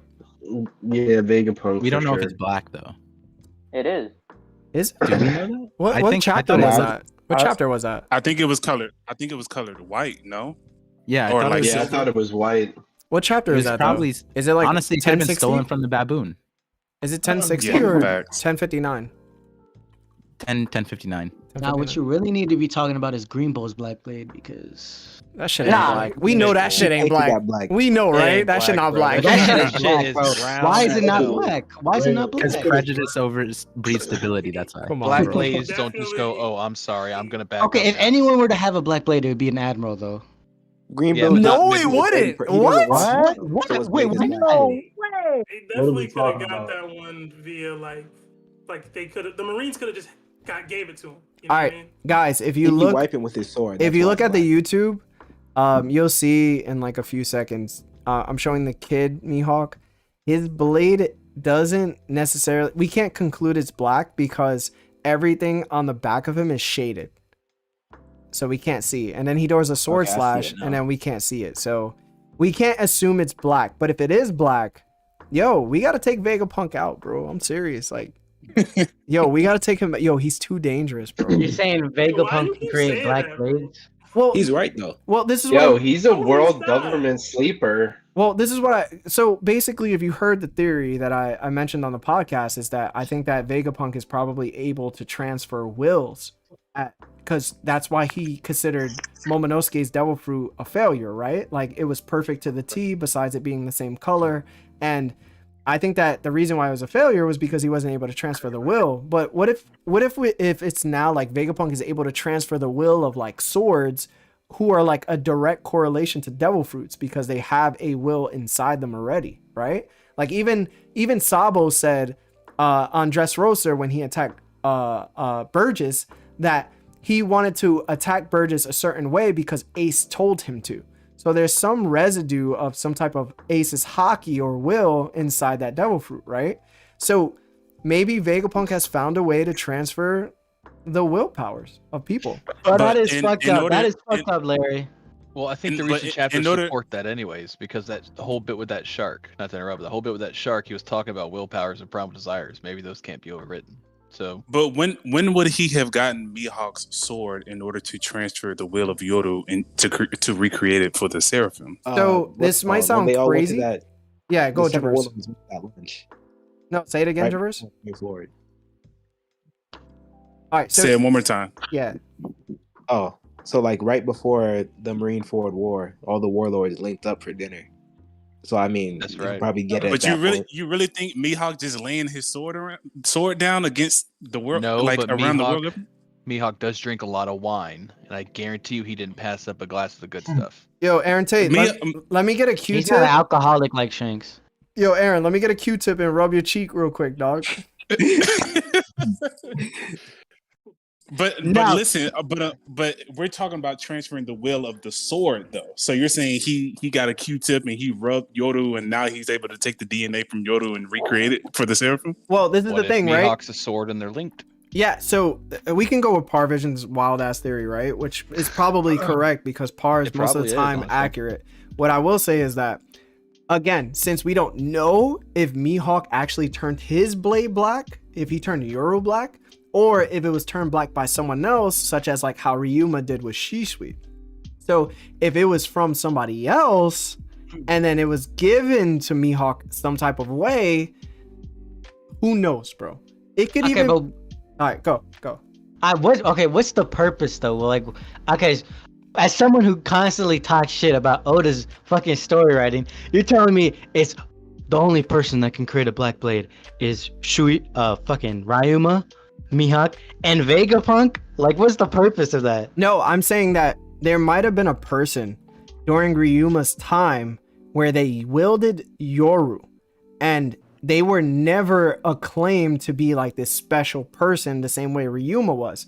And we have evidence of the government actually hiding people the same way they did with rocks, right? Like, we didn't learn about rocks until much later. We only learned about rocks when it was actually relevant to what was going on with the Yonko. And that's when we found out about Sengoku telling the stories, right? So what are we to say about someone else that was an actual sword master, but Ryuma was only acclaimed because he wasn't a threat to the world government? So that's also a possibility that just hasn't been revealed. Now, is this speculation? Bro, 100%.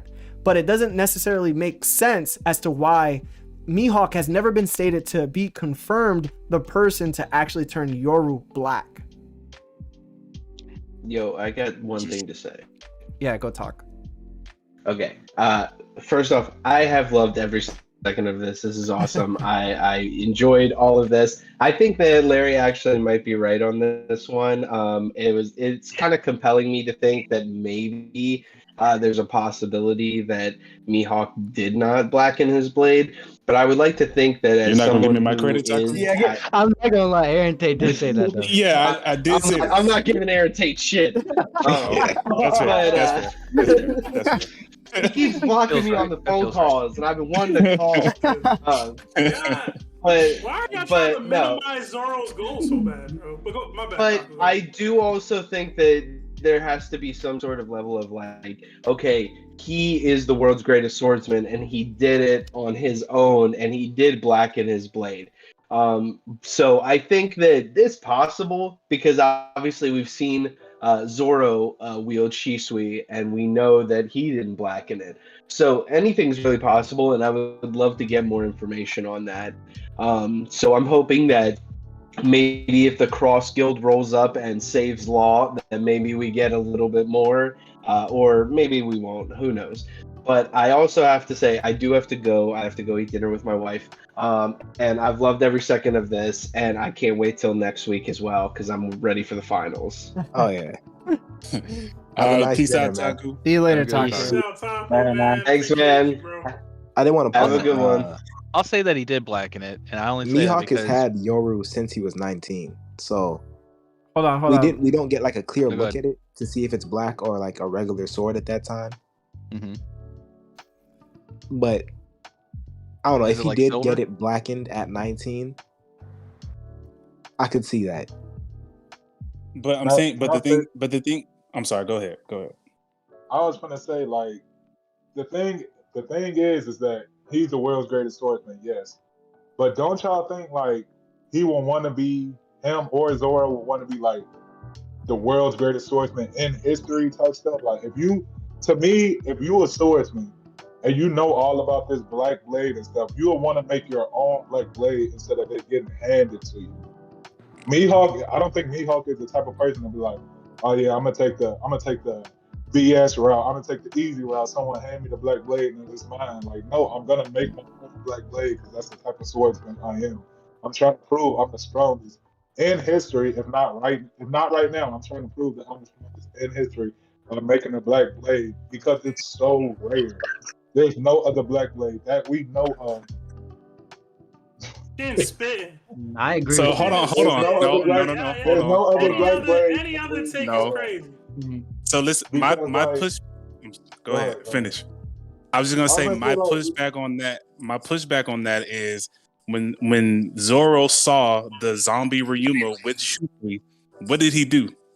He told Shusui that I'm about to defeat you and take your sword. He didn't. Exactly. Zoro wasn't on all of that. Oh, Go ahead. You can keep your sword. Go ahead. Aaron on point today, dog. I'm just. Zoro uses 3 swords. You feel This is why Aaron always gets first scholar.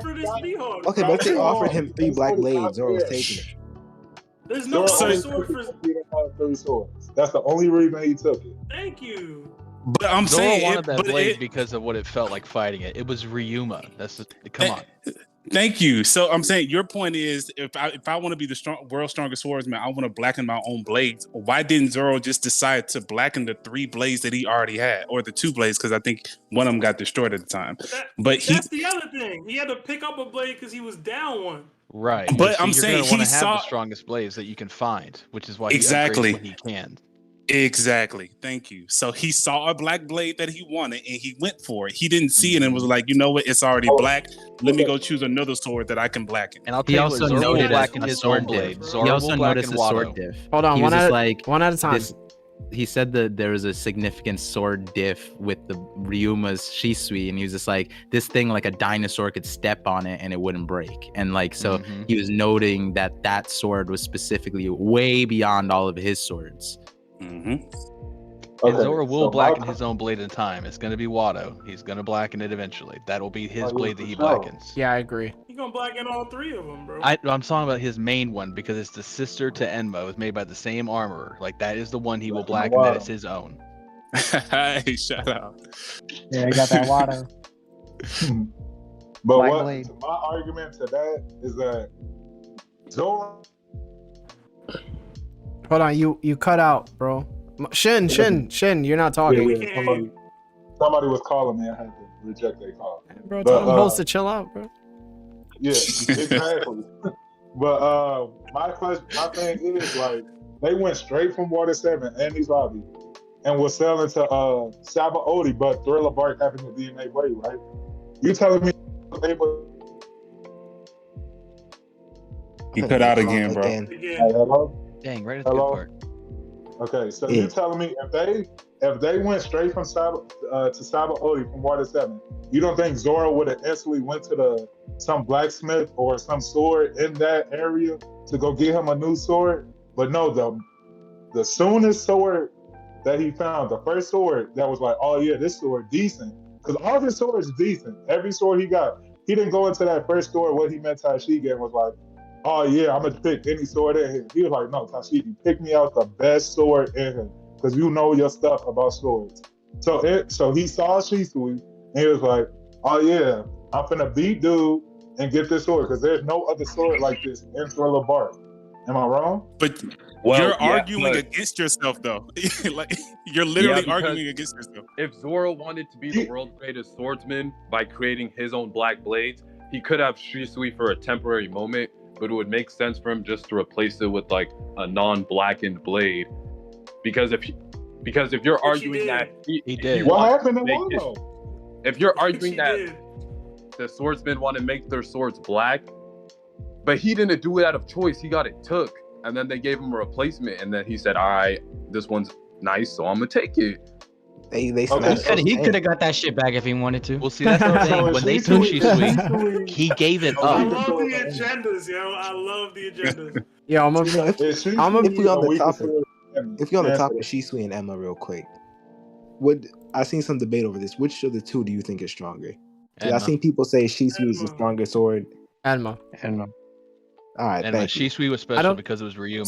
So I will say this. I don't think it's a matter of which one's stronger. I think it's a matter of which one demands a certain amount of hockey level. So I've always been led to believe that Odin wielded Enma like a feather, and Enma got conditioned to experience a certain type of hockey non-stop. So when Zoro wasn't exuding the same amount of hockey emission, Enma said, no, listen, this is what I take to perform because I've always performed this way. So since you're not at this level, I need you to step your level up. So that's why I always thought Zoro is under Odin. But Shisui, it's been Sebastian, how long has Ryuma been out of the game? It was like 800 years. Like he was during the Void Century, right? So it's like Enma at the end of the day is much like a like swords are like a devil fruit, right? Where like they have a will of their own. So if Shisui has gone long enough without a certain amount of hockey, it doesn't necessarily need it anymore, which is why it never demanded Zoro's hockey. It never demanded anything of Zoro. It was just like, yo, I'm just a sword and I'm just going to travel along with you because I haven't been used for so long. So let me just perform with whatever you have. And in regards to like Enma, where it was like 20 years since Odin had actually used it, right? So that's just my Larry, real quick, Larry, to your point, I do think whenever Zoro first got Shisui, it was, I don't remember which battle it was, but when he was first starting to wield it, Zoro did state, or he did have to have a chat with Shisui, like, hey, I didn't tell you to cut that much or something like that. Do you guys remember that? Or he tried using Oh a 360 yeah, that pound did field. happen. That did happen. Yeah. Nah, it wasn't. not exactly it how wasn't to the that level went, of Enma. It's Yeah, not. I mean, It didn't drain anything out of him. It just made a bigger one. yeah, It absolutely. didn't like take his arm almost. Yeah, that's pretty But cool. that- I forgot about that.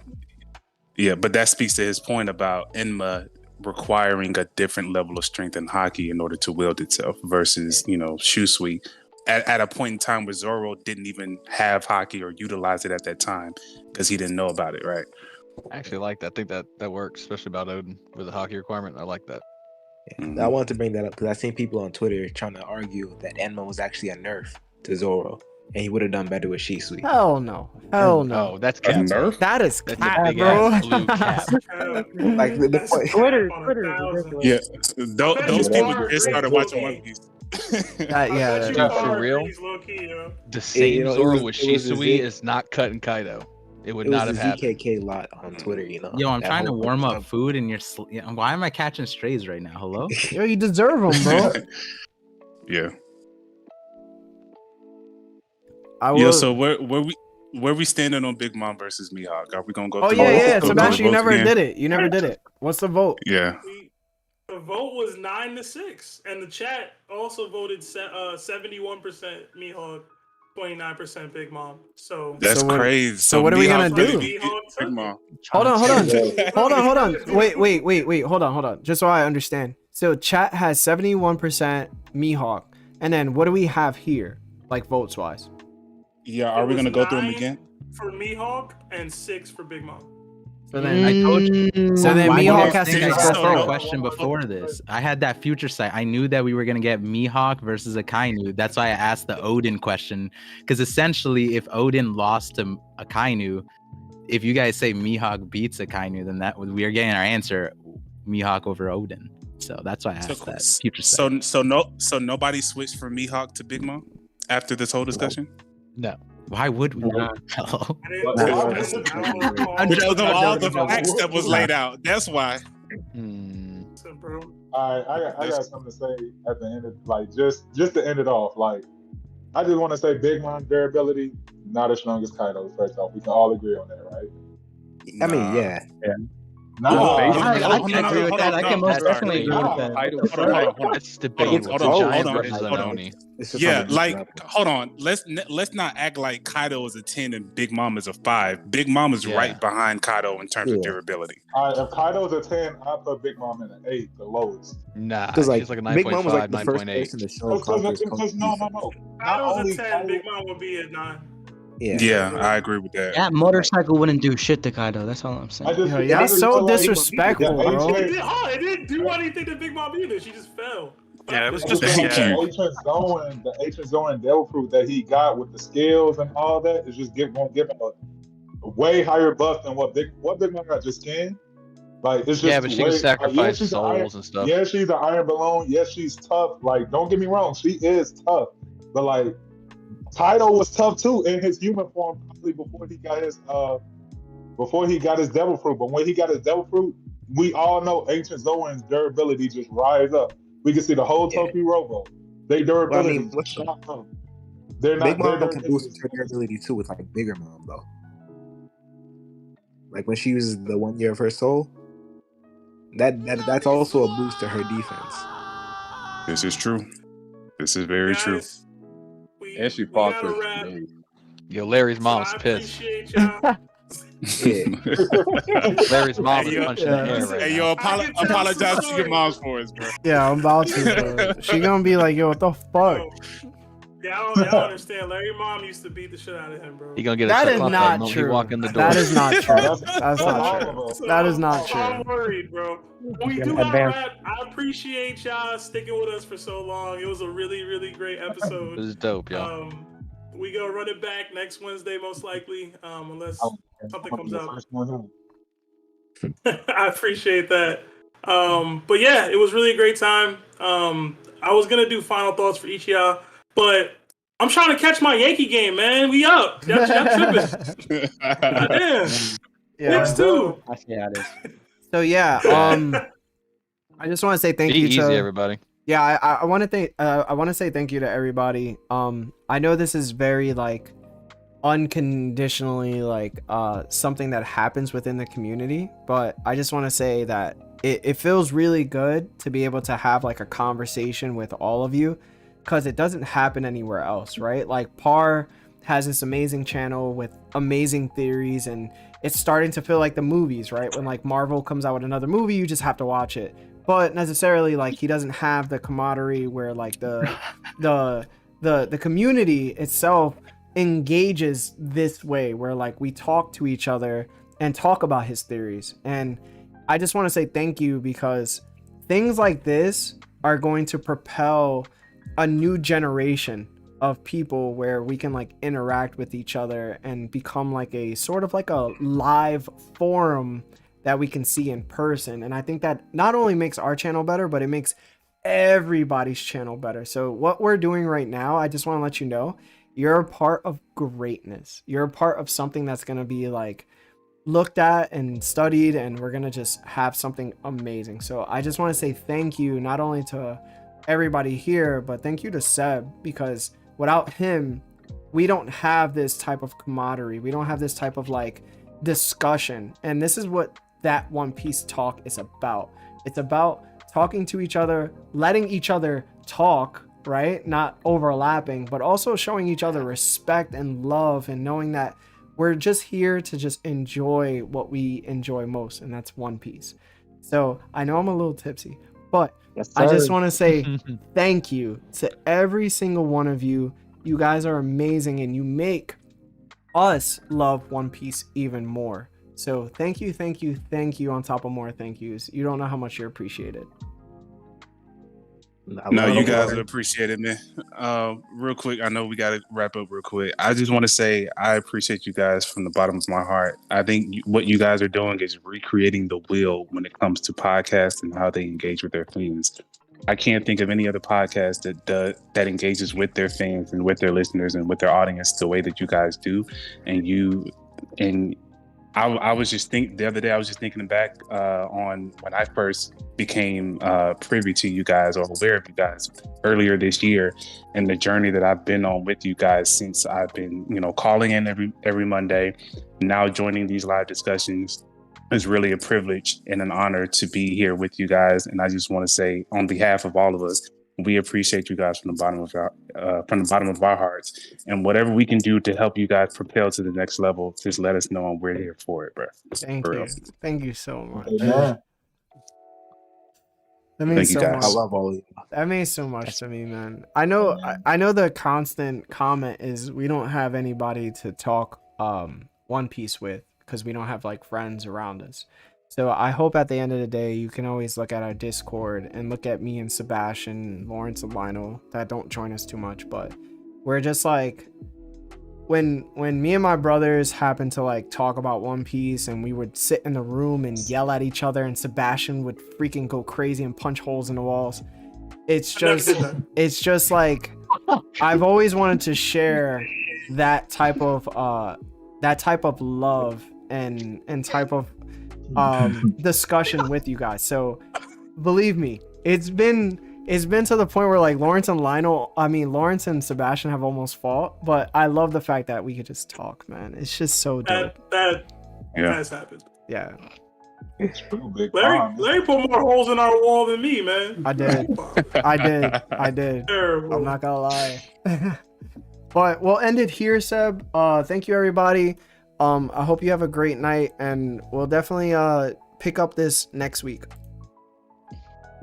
Peace out, everybody. If you guys haven't already, subscribe to Signature Seb.